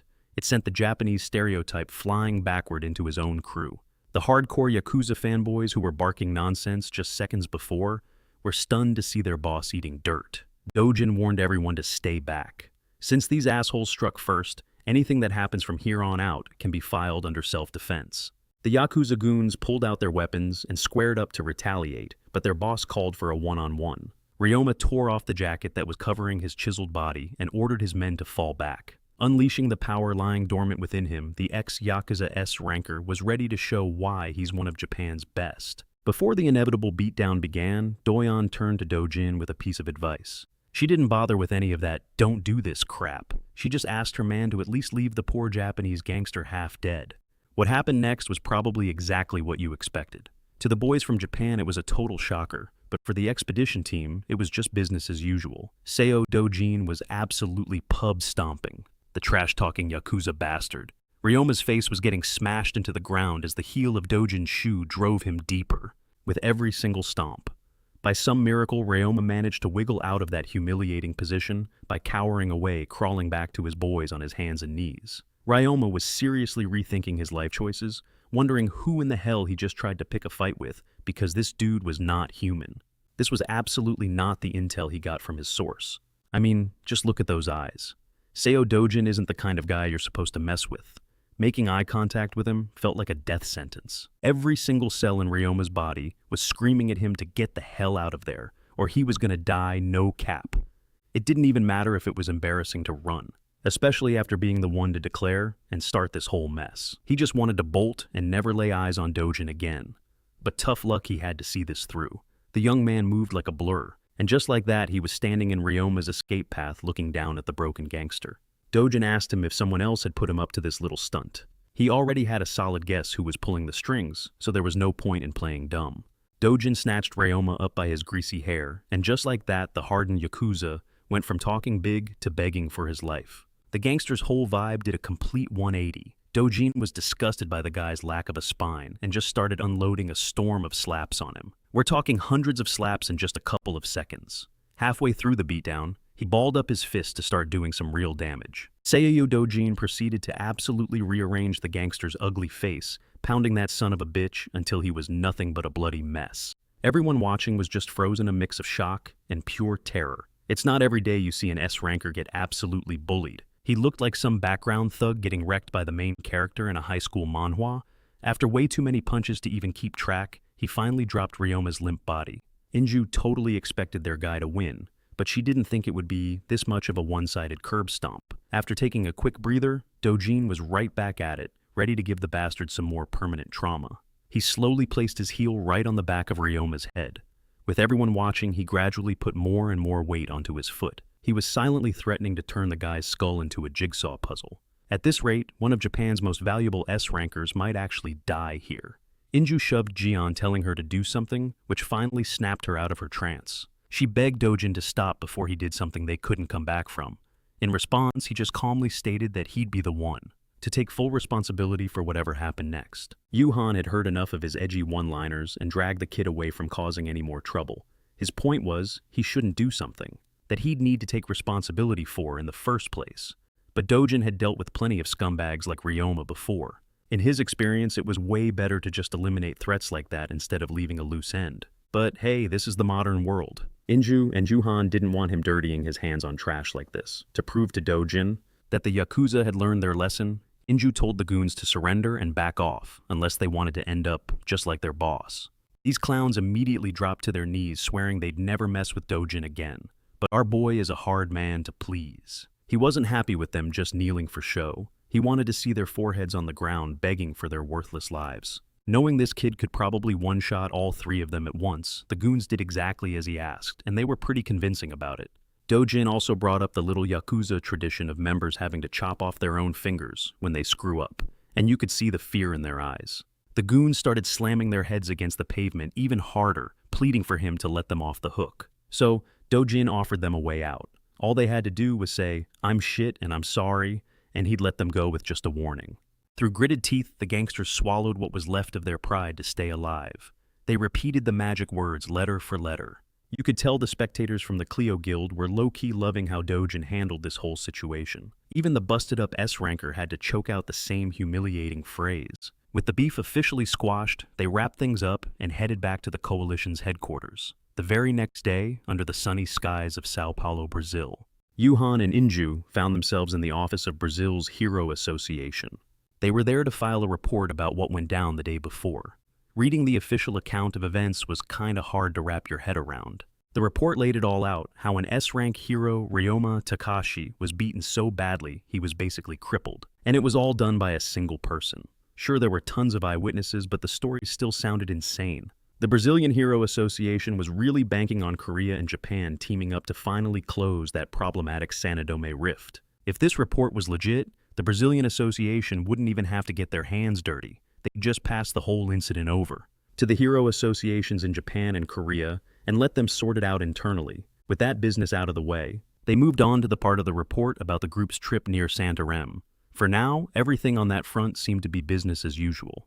Over at the Brazilian Hero Association, the rep couldn't help but notice Seiyo Dojon's name was just blowing up all his reports. Naturally, he wanted a face-to-face, but that was a hard no-go since Dojon was allegedly busy tying up some loose ends. And by tying up loose ends, he was in a sterile hospital room where some poor guy wrapped up like a mummy was barely recognizable. When the dude with the busted-up face finally opened his eyes, he was met with a straight-up nightmare Dojin paying him a little visit. He even brought flowers. But before Ryoma could even think about causing a scene, our MC shot him a look that said, "Stay put," claiming he was there on official business. Then he casually reached into the bouquet of flowers and pulled out the eye of the lynx that he had stashed inside. Dojin then forced Ryoma into the world's most intense and completely unfair staring contest. The gangster was immediately caught in the artifact's hypnotic power. It was finally time to get the tea on the dude who started all this drama. Dojin took his sweet time in that hospital room, interrogating his little puppet, and by the time he was done, the infamous Ryoma Takashi was nothing more than a drooling idiot with a completely fried brain. The guy just kept saying he was lowly trash, who caused problems for the Korean guilds. His mind wasn't just broken, it was totally shattered. And with that, the loose end was handled. When Dojin strolled out of the room, Ryoma had been given a full mental reboot. He was left chanting that the Yakuza are absolute garbage, being able to take out the trash while farming aura. Now that is some serious main character energy. Of course, rumors about the throwdown between the Korean and Japanese heroes leaked immediately. The story didn't just leak, it went viral, spreading to every major news outlet on the globe. Some articles gave a play-by-play of the beatdown, others focused on the aftermath, but every single reporter was desperate to get a statement from the rising star himself. Back in Korea, the Hero Association's president Na Tai-wong had his finger on the pulse. He knew his new golden boy was completely dominating the news cycle. The public's reaction was explosive. Reports on Seo Dojin were everywhere. The association also got word that the Japanese Hero Association had completely dropped its investigation. And get this, Ryoma Takashi himself told his government to back off. This was super weird considering this guy is known for having zero chill and picking a fight any chance he gets. For a whole country to just fold like that, something much bigger must have happened behind the scenes. But what could it be? Na Tai-wong had no clue, but the old man just couldn't shake this gut feeling that with Dojin at the center of it all, the world's entire power balance was already starting to shift. Right now, the clock was ticking with only 1 day left until the operation to close the Brazilian Rift Zone. The operation was about to kick off, and the Korean team who had arrived early had just finished getting used to the local environment. Everyone was huddled up going over joint operation plans and perfecting every last detail of their strategy. The rest of the heroes, who were brought in from all corners of the world, had also gathered to hype each other up for success and teamwork. The Brazilian government even set up a huge pre-battle festival, and the star of the event was of course the media's enigmatic new darling, Seo Dojin. Bruh even bought a trench coat just to maximize his aura. In the banquet hall, which was overflowing with all kinds of fancy food, Dojin was smoothly making conversation with heroes from other countries. I mean, the story of him wrecking Ryoma Takashi had gone global. So it was only natural that everyone was dying to get the dirty details. Every single person who approached Dojin just wanted to ask about the incident. And yet he never answered with even a hint of arrogance. Inju casually remarked that compared to the man of the hour, she and Juyan were basically just regular people. Now that's the kind of comment that would normally get a reaction from the S-ranker, but she was totally silent, seemingly lost in thought. Wondering what had her so bummed out, Inju scanned the room and saw a totally dripped-out Dojin. He was schmoozing with some big names in the hero world, and seeing the stunningly gorgeous woman practically attached to his hip, Juyan's bad mood suddenly made perfect sense. That woman was Gloria Tyler, an American S-ranker, who was literally voted the world's most beautiful hero. Inju immediately connected the dots and gave her friend a firm slap on the back. She yelled at Juyan to quit sulking like a little kid, get her butt in gear and go talk to her man. But Juyan didn't really know how to act around Dojin, outside of a rift. Still, she worked up the nerve to approach him, even though she looked completely out of her depth. She was just staring at the floor, instead of at her fellow heroes. Dojin noticed the slight blush creeping up her cheeks and couldn't help but crack an amused smile. Gloria Tyler took the hint and said her goodbyes. But weirdly enough, she called Dojin Carcel, his actual name from his previous life. It looked like he'd introduced himself to Gloria that way. Even Juyan was clueless about this Carcel business. She just assumed it had to be his Western name or something. In a way, she wasn't totally wrong. It was just a name he used way before he became Seo Dojin. With the tiny bit of info she had, she wondered if maybe this dude had lived abroad as a kid, but that couldn't be right. After all, she had already run an extensive background check on him. Juyan was clearly pissed that another woman knew something about Dojin that she didn't, even though her name had come up earlier while they were just chilling mid-banquet. Some creep Kang Young Pyo was lurking nearby, trying to look casual with a drink in his hand as he eavesdropped on their conversation. In his head, he was ripping into his Japanese lackey for not being able to handle a single guy annoyed that it looked like he'd have to get his own hands dirty.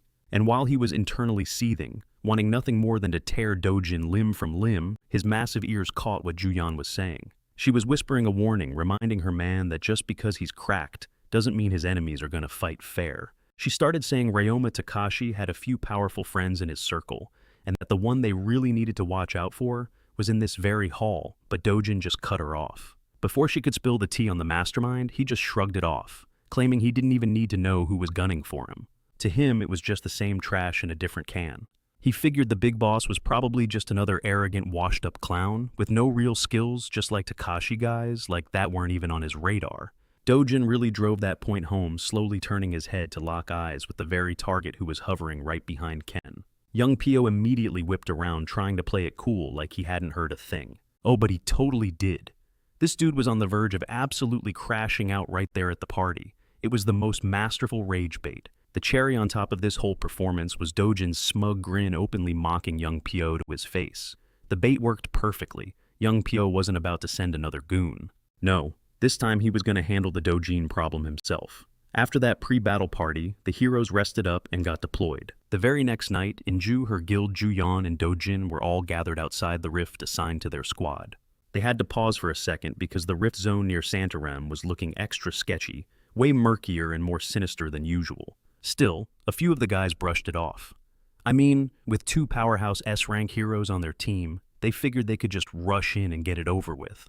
With some hesitation, Inju gave her team the order to head in. Off to the side, Dojin had a dead serious look in his eyes as he stared into the swirling portal. He could feel that something was off. The girls didn't catch his drift, but his ominous vibe was definitely unsettling them. It was faint, and you had to really focus to notice, but the mana density in the area was spiking at an insane rate. Deep inside the rift, some entity with ridiculously long nails was floating in the air, staring at a phone that showed a progress bar at around 23%. The creature figured that 30% was right around the corner, and it calculated that this power level would be more than enough to crush the worthless insects.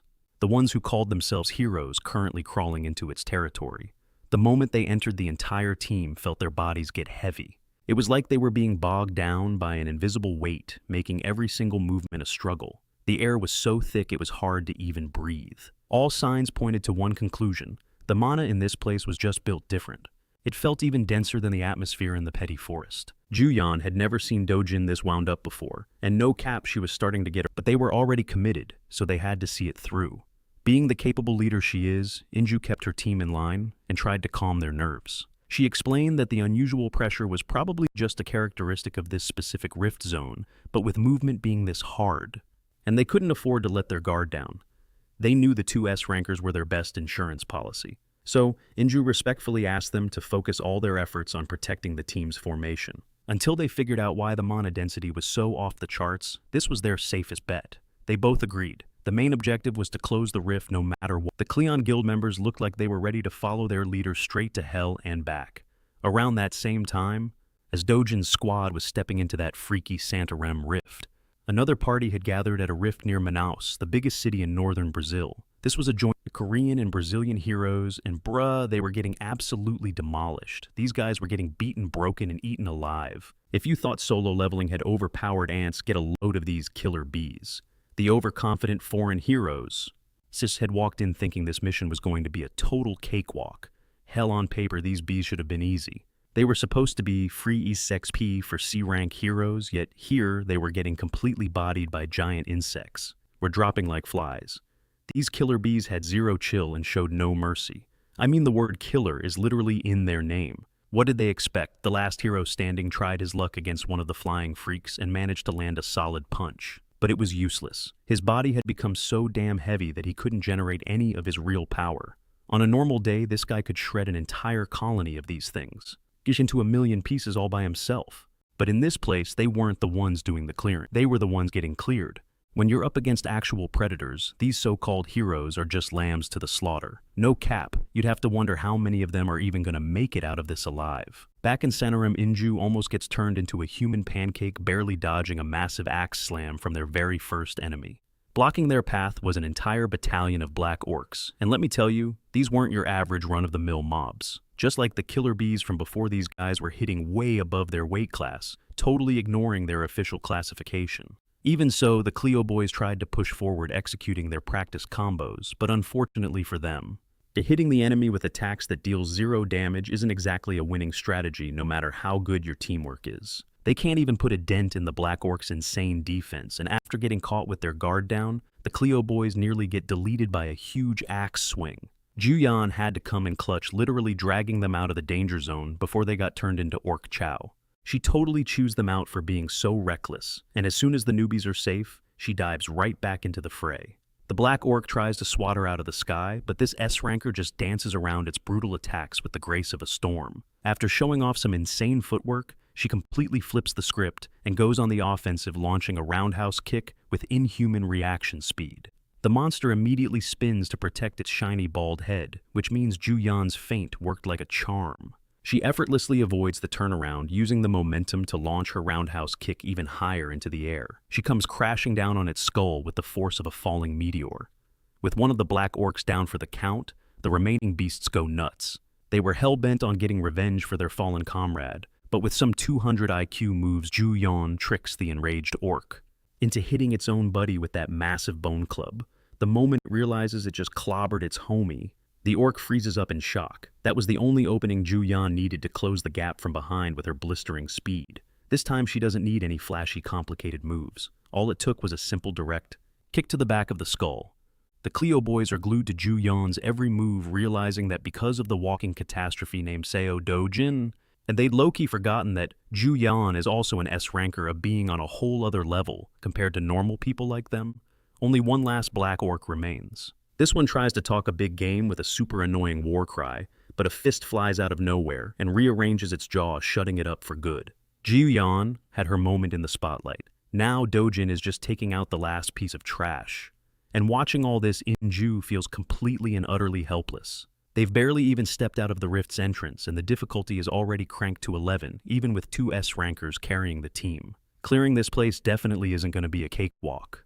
After the orcs are wiped out, Dojin takes a closer look at the bodies to investigate. Ju Yan, getting curious herself, follows his lead. He points out a faint black ripple that's shimmering around the dead beasts. It's the kind of thing you'd miss if you didn't know what to look for, but it's there if you focus. And now Dojin is absolutely certain that this black ripple is what's juicing these monsters up to such an absurd degree. Its presence, its effects, the way it feels, it all screams dark mana. That's something that has no business existing in their world. And for once it seems our boy is in a talkative mood as he begins to explain exactly what this black ripple means for their entire mission. Pushing deeper into the Sanaram Rift, they find themselves in a totally different environment, facing a new class of monsters. This time they're up against a vicious pack of swamp creatures that look like disgusting living blobs of goo.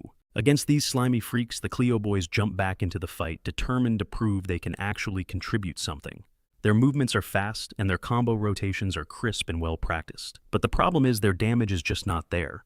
At this point, teamwork alone can't make up for such a huge power gap. They manage to lock down one of the swamp monsters, but they just don't have the firepower to actually finish it off. They're used to fighting the standard-issue swamp ghouls. But this is a whole different beast. Leaving themselves wide open, the boys get caught in some kind of nasty, paralyzing sludge. One of them manages to break free, but his partner with the shield takes the full brunt of the monster's attack. The hit is powerful enough to shred right through a high-class combat suit. In a place like this, every single attack is lethal. Desperation, helplessness, and confusion start to plague their minds as they struggle just to survive. A single lapse in judgment is all it takes to get you killed. If you're not paying attention to your surroundings 24/7, you're as good as dead. Luckily, Guildmaster Inju was watching the whole thing like a hawk, keeping an eye out for any sneaky attacks. The second her boys are in danger, seeing her combat instincts go into overdrive. Zhong Inju moves in her blade, becoming a blur of silver death. She's showing everyone exactly how she clawed her way to the top, but she still can't shake this terrible feeling. If even the regular swamp ghouls are this strong, then the boss, the Velcora, is going to be an absolute nightmare. For a second, a horrifying thought crosses her mind. What if every single rift zone in the world starts getting buffed like this? Meanwhile, things are going sideways in the other rift near Manaus. Inside this one, the newbies didn't have an OP big brother to carry them through. We see the last man standing from his squad, desperately sprinting through the woods, just trying to stay alive. Heavy hitters like Brazil's Arvado and France's David are already down for the count. Bruh, these guys were supposed to be untouchable. They were legit S-rankers. And still they got absolutely wrecked by a handful of Velcora, these nasty spider monsters, after plowing through swamp ghouls like it was nothing. Back with our squad, Juyeon and Dojin start talking strategy about the psycho spider boss, waiting for them at the rift's exit. Dojin has a flashback moment, recalling that a Velcora juiced up on dark mana is a whole different level of dangerous. If these spiders have been corrupted by that same black aura, they're going to be a massive pain to handle. While they're theory crafting, Juyeon just keeps punching these slimy freaks into next week. At the same time, Dojin is trying to give everyone a crash course. He starts explaining how highly concentrated mana can be directly infused into a monster, but Juyeon just chimes in asking if he's talking about the the blue mana bar players use for magic in video games. She mentioned how players use it for casting spells. Yeah, it's pretty clear his high-level lecture is going nowhere. In this world, nobody even gets the basic concept. The number one thing that separates heroes from regular folks is their ability to hold and wield mana. Giving up on the lesson for now, Dojin just casually punches clean through a swamp ghoul's chest, lost in thought. He's thinking about a world that doesn't even have a word for mana, and suddenly it all clicks. No wonder this place was so peaceful, at least peaceful compared to his old world. But at this rate, that calm is about to get shattered for good. For now though, he's just gonna punch his way through this swampy hellscape with his bare fists. Dojin absolutely obliterates the biggest swamp ghouls in a flash, while the Cleon boys look like they just survived a war zone. Meanwhile, their S-rank bodyguards don't even have a scratch on them. Now that they're safe for a second, Dojin tries a simpler explanation. He breaks down how black mana works in simpler terms. Basically, the monsters in here are like athletes who are absolutely roided out. They're on every performance-enhancing drug you could possibly imagine. He finds it super weird and low-key, worrying that humanity is completely clueless about something so basic. Leaving the swamp ghoul territory behind, Dojin takes the lead navigating the team forward. He's specifically steering them away from the Velkera's usual hangout spots. They slow their pace down to a crawl, and a few minutes later, Inju signals for everyone to stop, and the whole team freezes. Turns out they hit the jackpot stumbling upon a Velkera's personal pantry filled with feeding cocoons. Killer bees and black orcs are all wrapped up in super tough silk, getting saved as a snack for later. It's a safe bet the monster that made this gruesome scene is close by, but according to their new shot caller, they can actually chill for a second. Instead of finding the beast, they found something way more dangerous. And it's a damn good thing they did. His hand erupts, shooting out more of those fiery blasts. The targets aren't moving, so you know his aim is on point. Every single energy blob hits its mark and explodes. He's torching the cocoons and the dead monsters inside. See Velkera that have absorbed dark mana. Bomb can actually reanimate their dead prey like puppets. Wiping them out now is a huge power move for the final boss fight. Leaving them be would have been a total disaster. With the spider's secret army turned to ash, all that's left is to take down the big ugly bug itself. The rest of the team just stares at him like he's completely lost his mind. And honestly, after everything they've witnessed, that's a fair reaction. Inju and the others are just blown away that, even when things look totally hopeless, he acts like he's got the entire strategy guide memorized. They're all just stunned by his power. At this point, his skills feel straight up inhuman. Juguyan jokingly teases him about his encyclopedic knowledge and robot-like decision-making. She playfully asks him, "Is this your second playthrough of life or something?" The question actually makes Dojin let out a real laugh. For just a second, he thinks back fondly to who he used to be back when he went by the name Seo Dojun. No cap, this really is like a second life for him. Changing the subject, he asks Inju how far they are from the rift's core. With a mental map of their location, she figures they're about halfway there once they get through the next jungle section. At the speed they're going, it's going to be a pretty long and boring grind. But Dojin drops a bombshell claiming they can clear the entire rift before the day's over. A crazy idea for anyone else, but for Dojin, it might just be possible. But for the Cleo crew, a one-day boss rush was just too much to ask. Most of them were already running on empty. After that throwdown with the swamp ghouls, they needed a break. But Dojin couldn't afford to waste a second. He decided he'd just solo the giant spider and head right back. Without another word, he was gone.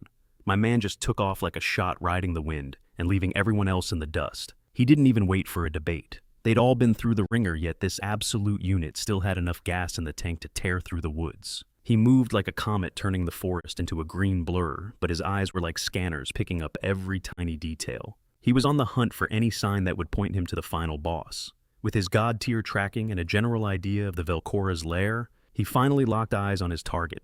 And damn, the Velkora is one nasty piece of work, all scales and sharp edges. Its belly is covered in thick armor plating with blades sticking out. It low-key looks like it could give Spider-Man a run for his money. But none of that mattered. Seo Dojin just launched himself into the air and started winding up for a hit. With his sword still in its sheath, he started his own personal bug-squashing party by hacking off the spider's legs. Those things were plated thicker than a tank, and judging by that ungodly shriek, losing 3 legs at once definitely didn't tickle. Totally enraged, the Velkora opened its jaws and started spraying sticky silk everywhere, like a keyboard warrior with a new Twitter account. But it was a complete miss. Dojin expertly dodged out of the web's path, moving with a speed that just wasn't human. There's no reason to drag out the fight when the power difference is this massive. With a flurry of slashes, the main event was over. Dojin diced the Velcora into a million pieces, and this dude still found time to nail a perfect landing just so he could soak up the aura. The same monster that wiped the floor with S-rank hunters in another rift just got completely dismantled in a few seconds. He stood up, let out a long breath, and did a quick internal scan for any changes. Shockingly, his stamina was still at 100% with zero fatigue. He figured it had to be because of the dark mana, the same stuff he'd been absorbing with his cultivation technique. After taking out the rift's top predator, Dojin strolled back to camp. He looked like he'd just gone for a casual walk. Ju-young and Inju didn't even need to ask if he'd handled business. They just knew. No cap, he's built different. The guy didn't even look winded. His hoodie was splattered with monster guts, but not a single drop was his. Since he couldn't sense any other major threats nearby, this jungle spot seemed perfect to set up camp and rest. After they got a fire going, everybody finally sat down and took a breather. The injured got patched up while the others just kicked back and chatted. And then you've got Seo Dojin quietly roasting some fresh spider meat on a stick. One of the Cleon guys, the one with the spear, spotted what he was doing, got curious, and actually worked up the nerve to approach their unapproachable leader with a friendly vibe. He asked Dojin if he could try some of the meat. I mean, Dojin had a ton of it, so sharing a little wasn't a big deal. Seeing their buddy just sitting there sharing a meal with Dojin, another Cleon member jumped in. The spear guy thought maybe the meat was the secret sauce to Dojin's insane power. Since they really had nothing to lose, the rest of the guys gathered around the fire, hoping to get a piece for themselves. Everyone watched intently as they took their first bites. And honestly, Dojin was kinda pleased to see them so eager. The meat itself wouldn't do much more than fill their stomachs, but he respected anyone who was hungry to get stronger. As a little gift, he casually tweaked his mana, giving the guys a small on-the-fly power boost. The effect was instant. Of course, the guys just assumed that warm energy buzzing through their bodies was from the meat. Watching them beam with huge smiles actually made Dojin's stone-cold expression crack for a moment. But after dinner, it was time for more planning. With the map spread out, Inju pointed out the straightest shot to the rift's core. But she argued it had been a long day and everyone was exhausted. The smarter play was to head back and continue tomorrow. Dojin, however, insisted that they had to close the rift today. She countered that their bags were already full of loot, so it'd be safer to cash out. Ju-young also sided with Inju on this one. The earlier fights had taken a serious toll on her stamina, and those monsters supercharged with dark mana were a whole other level of trouble. The original plan, after all, was to drag out the rift clearing process for as long as possible. That way they could farm as many rare materials as they could, including the Blue Croco's heart. They were supposed to turn this place into an infinite resource generator, but the sudden appearance of dark mana threw a wrench in the works. A drastic change like that is never a good sign inside a rift. On top of that, he could feel something was just off about the dark mana in the air, but he couldn't quite put his finger on what it was. Dojin grabbed his bag and dumped its contents onto the ground, and hold up the sack was filled with sparkling. Rocking the Velcara's glowing red eyes, he told the ladies to get a head start and haul all the legendary gear back to their hotel. Since they were already set on bailing, he told them they might as well just hold on to his portion of the treasure. Right before he plunged back into the ominous forest, he promised to deal with the rift and link up with the team shortly. As Seo Dojin pushed toward the rift's core, he immediately hit some annoying roadblocks, starting with the swamp ghouls that had just respawned. Trudging through the nasty muddy water, he'd probably already iced a few dozen of them. At this point, he was basically just styling on these slimy creatures, all while never stopping his forward momentum. Punching them out was getting a little old, so his eyes went sharp as he drew his blade, which was immediately splattered with disgusting monster goo. As the ghouls basically turned to dust within his range, it turns out the real trick to one-shotting them was just to aim for their core from the start. In the opposite direction, Hyunju Yeon and the rest of the Clio Guild started heading for the exit the moment the sun came up. Strolling beside her bestie Inju admitted she was worried about Dojin, but Ju-yeon quickly reassured her that he's totally fine. She figures if he's got enough gas in the tank to shoot off like a cannon after a quick chat, then he definitely has enough to handle whatever's out there. She might be saying that, but Inju could see the worry was practically written on her face. Juhan's head, however, was hanging low from total embarrassment. It wasn't because she was worried about Dojin. She just felt like a complete fraud for even calling herself an S-ranker standing next to that guy. She seriously can't think of anyone else on the planet who's on his level. Meanwhile, moving like a blur through the air, Seo Dojun's blade came slicing down on a black orc's dome, giving the poor guy the world's worst and most permanent fade. In a single clean swipe, half of its brain and skull went flying. Not even slowing down, he immediately switched to his next target and smashed another black orc's bald head in. His completely emotionless slaughterfest was no surprise, sending the other orcs into a rage. And Burso, watching them throw their little temper tantrums just made Dojin scoff. A wild axe swing came hurtling toward him, and he straight up disappeared. When he popped back into view, the dude was already holding a bunch of powerful, ready-to-go fireballs. He unloaded a volley of spells at the orcs, burning them to a crisp in what had to be a miserable way to go. By the time he was done backtracking through the black orc den, he had already made the entire species go extinct in this rift, and with every kill his bag of loot got heavier. Around this time, Juyan and Ju and the guys had finally made it back out of the rift gate. With their bags overflowing with valuable monster parts, they started making their way back to civilization to get paid. While they were heading back to safety, Dojin was out there, solo grinding the rift in broad daylight, icing a blue croco without even breaking a sweat. Covered in the blood of his latest kill, Dojin went to work on the corpse while it was still fresh. He carved the heart straight out of the reptile's chest, and after a successful harvest, he chucked the huge thing into a jar. He screwed the lid on tight to keep the material from degrading, then went back to carving up his latest victim. His work got him 2 more crystals for the bag. Turns out spawn camping the blue croco den was a surprisingly good way to make bank. The drop rate for these things was actually insane. Once they finally stopped popping up, Dojin packed up and moved on to the next area. Let's cut from the rift to inside the Situation Room at the Brazil Hero Association's HQ. Over here, the government's tech guys have been working 24/7 monitoring all the joint expedition missions. For the first time since the entire operation kicked off, HQ got some good news based on their map readings. Apparently, the rift zone in Santarem had vanished. For a second, the technicians couldn't even process what they were seeing on the monitors. But when it finally hit them, the whole Situation Room erupted in cheers. They scrambled to pull up the details on what just happened in that sector. And they found out that there was only a single Korean team assigned to that entire area. The team was registered under the Clio Guild, but that made 0 sense. How could they possibly have cleared a rift? When they had just radioed in their tactical retreat less than 10 minutes ago, the timeline was all wrong, and everyone in HQ was completely stumped. See, rewind about 10 minutes, and our boy was tangled up in a massive brawl with one seriously hideous opponent. A ravenous, twin-headed ogre. Just by sizing up the mutated monstrosity, Dojin knew this thing had gone through some kind of accelerated evolution, supercharged by dark mana. The monster slammed its foot on the ground, and the tremor that followed almost threw him completely off balance. Right behind this last obstacle, the Rift Core was just hovering over the open field. Dojin was desperate to end this long night already. And with that, CO Dojin dropped his usual combat stance. After the stomp, the ogre moved in, trying to use its massive reach advantage. In response, the tip of Dojin's sword started to heat up fast. At the same time, the ogre's massive fist came hurtling forward in a devastating punch, but it didn't matter how small the opening was. SEO Dojin always finds a way to cut through, and with his blade ready, he unleashed his Vandeon sword skills. Second form. A blazing inferno hot enough to wipe out everything in its path erupted from his blade in a sweeping wave of fire magic. The two-headed ogre had no chance to brace for what came next, a single perfectly aimed slash. Before the monster could even react, a clean strike landed right on its shoulder, carving a deep gash all the way across its torso. The beast roared in agony, but for SEO Dojun, combat is where he can finally cut loose, a maniacal grin spreading across his face. And he's just getting warmed up.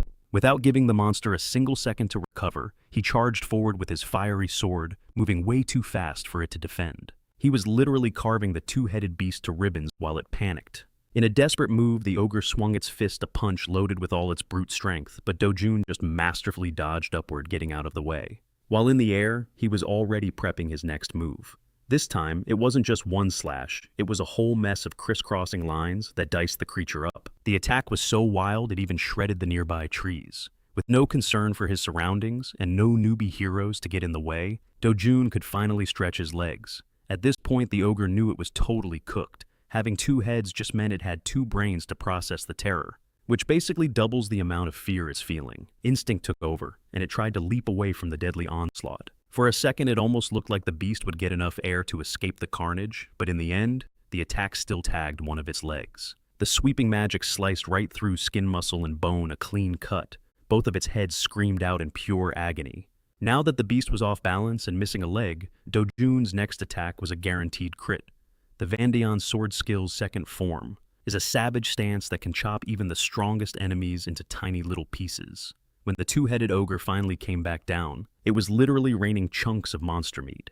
Dojun took a deep breath, sheathed his sword, and turned his focus to the dungeon's rift core. Standing right in front of it, staring into the swirling abyss, he began to carefully analyze the core's properties. He realized the dark mana density near it wasn't changing one bit. That meant the core itself wasn't the source of this strange anomaly. It was way more likely that the dark mana was getting pumped in from an outside source. Someone was doing this intentionally. Flooding a rift zone with dark mana this potent would take an insane amount of power.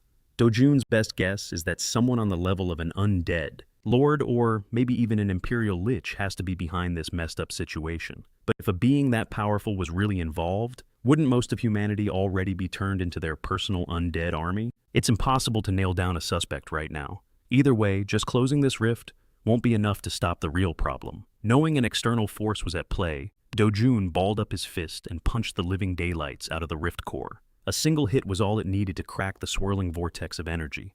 The fractures spread in an instant, and the entire thing just exploded into a million tiny spores.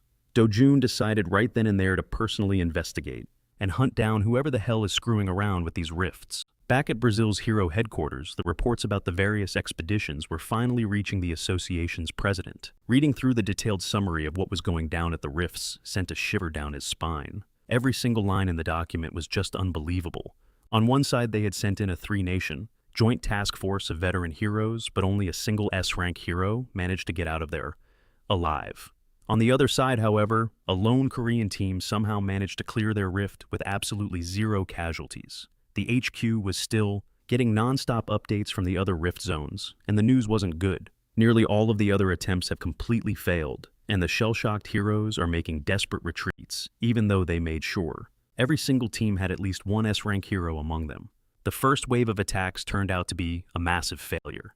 The only good news in this whole mess was the successful clear by Hyunjuyan's Korean team. But according to the report, you can't really say the success was because of the Korean team at all.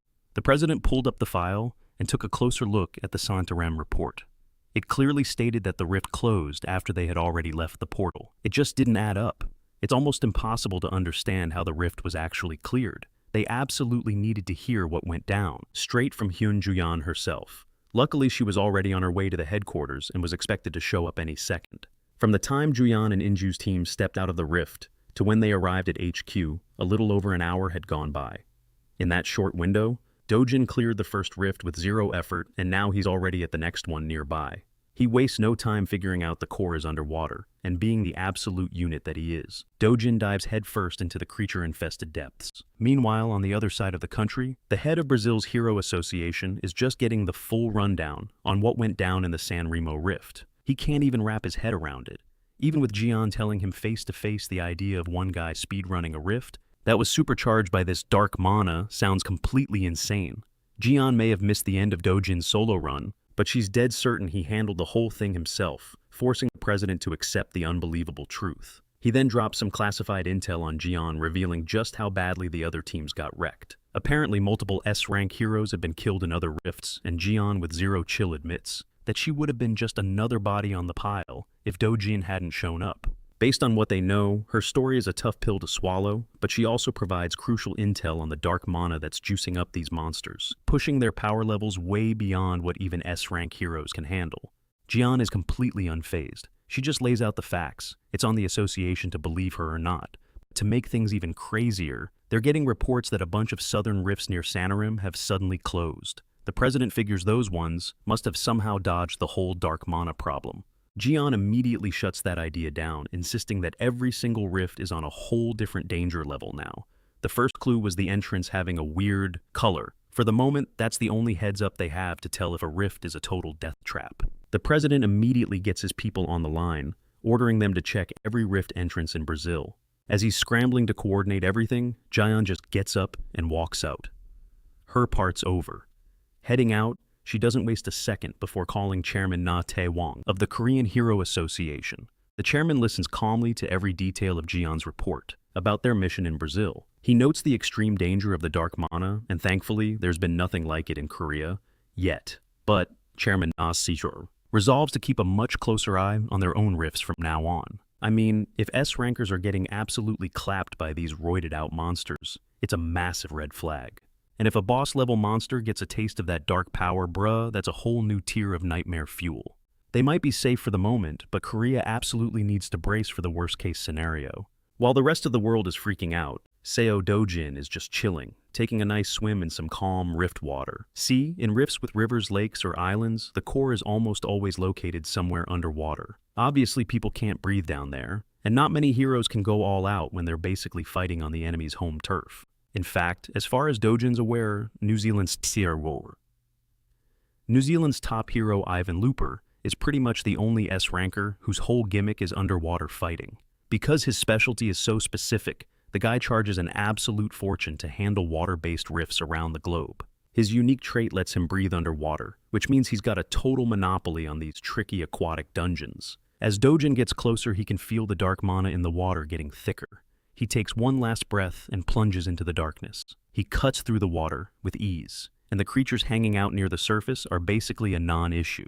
But once he hits a certain depth, all the light just disappears, probably choked out by the thick dark mana. Down here, he spots way meaner-looking monsters starting to circle him. Their curiosity piqued as he ventures deeper into their territory. To get his bearings, Dojin wraps his entire body in a thin membrane of pure mana. It cancels out the crushing water pressure and lets him move like he's on dry land. The deeper he goes, the more he has to fine-tune the shield's resistance. By the time he touches the bottom of the rift, Dojin has his protective bubble dialed in perfectly, letting him move around without any restrictions at all. Right away, one of the gnarly creatures hiding in the shadows makes a move on him. It looks kind of like a massive predatory seahorse, a tricky beast he recognizes as an Erikun. And just as he thought, this thing is absolutely juiced to the gills with dark mana. Dojin clenches his fist and powers up his shield, expanding it outwards and instantly lighting up the pitch-black abyss. This sudden flare of power was enough to catch the Erikun off guard, tearing the beast apart without even using a weapon. The water instantly turned into a disgusting soup of blood guts and monster parts, a deep crimson that acted like a dinner bell for a school of bloodthirsty piranhas. These hungry opportunists went to town greedily chewing on the Erikun's shredded carcass. While the first group was busy feasting on monster chunks, the next wave set its sights on Dojin. Dojin Loki thought that if Ivan Looper saw this bloodbath, the dude would probably pee in his swimsuit. The moment that second school of piranhas entered his personal space, Dojin erased them with ruthless precision, completely unbothered by the chaotic underwater currents. He maintained total control of his body as he hunted down more Erikuns, and he even decked a shark right in its stomach. With his feet planted firmly on the bottom, he unleashed a storm of punches that were just as fast as they would be on land. He was absolutely wrecking fish left and right, but as his body count climbed, more hungry beasts started closing in on him. Honestly, dealing with all these small fry mobs was becoming a pain in the ass, so for now, Dojin decided to bounce. He just picked a direction and bolted, but as he was getting away from his fishy pursuers, he got a really bad feeling. He quickly saw that he had entered a dead zone where no other creature dared to swim, and right in front of him, just chilling on a stone bed, was a bizarre one-eyed fish. Oh yeah, Dojin recognized that son of a bitch instantly. This creepy-looking thing is an acromos. Dojin seriously didn't expect to bump into a familiar face down here, and it got him so hyped he actually cracked a smile. Back in his old world, every single person who became a legend had one thing in common. They all had to hunt down an infamous acromos, back when they were still complete nobodies. For the current him, this was a golden ticket he just couldn't let slip away. And what a coincidence, the core of this whole cursed rift zone was tucked away right underneath the acromos' lounging spot. The flat fish with a creepy golden purple eye got into a combat stance, and Dojin did the same, planting his feet securely on the seafloor. See, these creatures have zero natural enemies. Whatever they face, they just create a subspace and swallow any threat whole, a literal walking black hole. As expected, the second he got close enough, that subspace expanded, trying to suck in everything around it. Dojin had to scramble to avoid the worst-case scenario of getting one-tapped before the fight could even really kick off. After barely dodging the initial pull, he scoffed and began to expertly move through the tiny gaps around the subspace's edge. His movement was fluid as he dodged the infinite void. On the other side of that creeping portal, the acromos kept its single eye locked onto the annoying human. Now Dojin could just go full Super Saiyan right here and beat the fish to a pulp, which would be fast and simple. But if he goes that route, he'll destroy the subspace. The only way to hunt this thing right is by using pure mana suppression. This way he can kill the acromos and keep its personal dimension intact for the taking. Pushing his mana quality and raw power to the absolute limit, Dojin managed to overpower the expanding subspace. The bright, destructive energy from his pure mana completely vaporized any other monsters lurking nearby. Those poor fish didn't even know what hit them, but Dojin couldn't give a damn about a little collateral damage. He was more worried about the Akromos pushing back. The more he fought to get closer, the thicker and more powerful the subspace became. He was already burning through an insane amount of pure mana, and his tank was running on empty. He didn't have any other choice but to try absorbing the dark mana from the abyss. In doing so, he opened himself up to all that nasty energy, purifying it and blasting it out almost instantly. Dojin was clearly redlining his body's limits. He felt blood start dripping from his nose and coughed up a mouthful. Yeah, he might have overestimated what his body could handle. All the while, the Akromos was staring him down with that mysterious eye, refusing to back down from this golden opportunity. Seeing he was at a stalemate, Dojin just decided to say, "Screw it," and went all in. A few moments later, the calm flow of the rift water was shattered by a massive shape bursting to the surface. Seo Dojin, through sheer willpower, had managed to drag the Akromos out of its home court and onto dry land. The tables had completely turned, and Dojin wasted no time snatching the subspace for himself. In his hand was now an infinite void that he could use for all sorts of things. The second the subspace was ripped away from the fish, the light in its eye vanished and it died. Its lifeless corpse plopped back into the water, while a completely exhausted Dojin collapsed on the ground. Hours later, just as the sun began to set, a flock of curious birds started poking around Dojin's unconscious form, until he shot awake with a massive sneeze. The sudden noise sent them scattering, as his lungs decided to evict all the water he'd swallowed. Finally, Dojin's eyes fluttered open. He was completely wiped from that insane underwater battle, but thankfully his drenched bag and sword were right beside him. It would have been a total nightmare to dive back into that murky abyss. But then, remembering the epic W he just secured, a jolt of energy shot through him.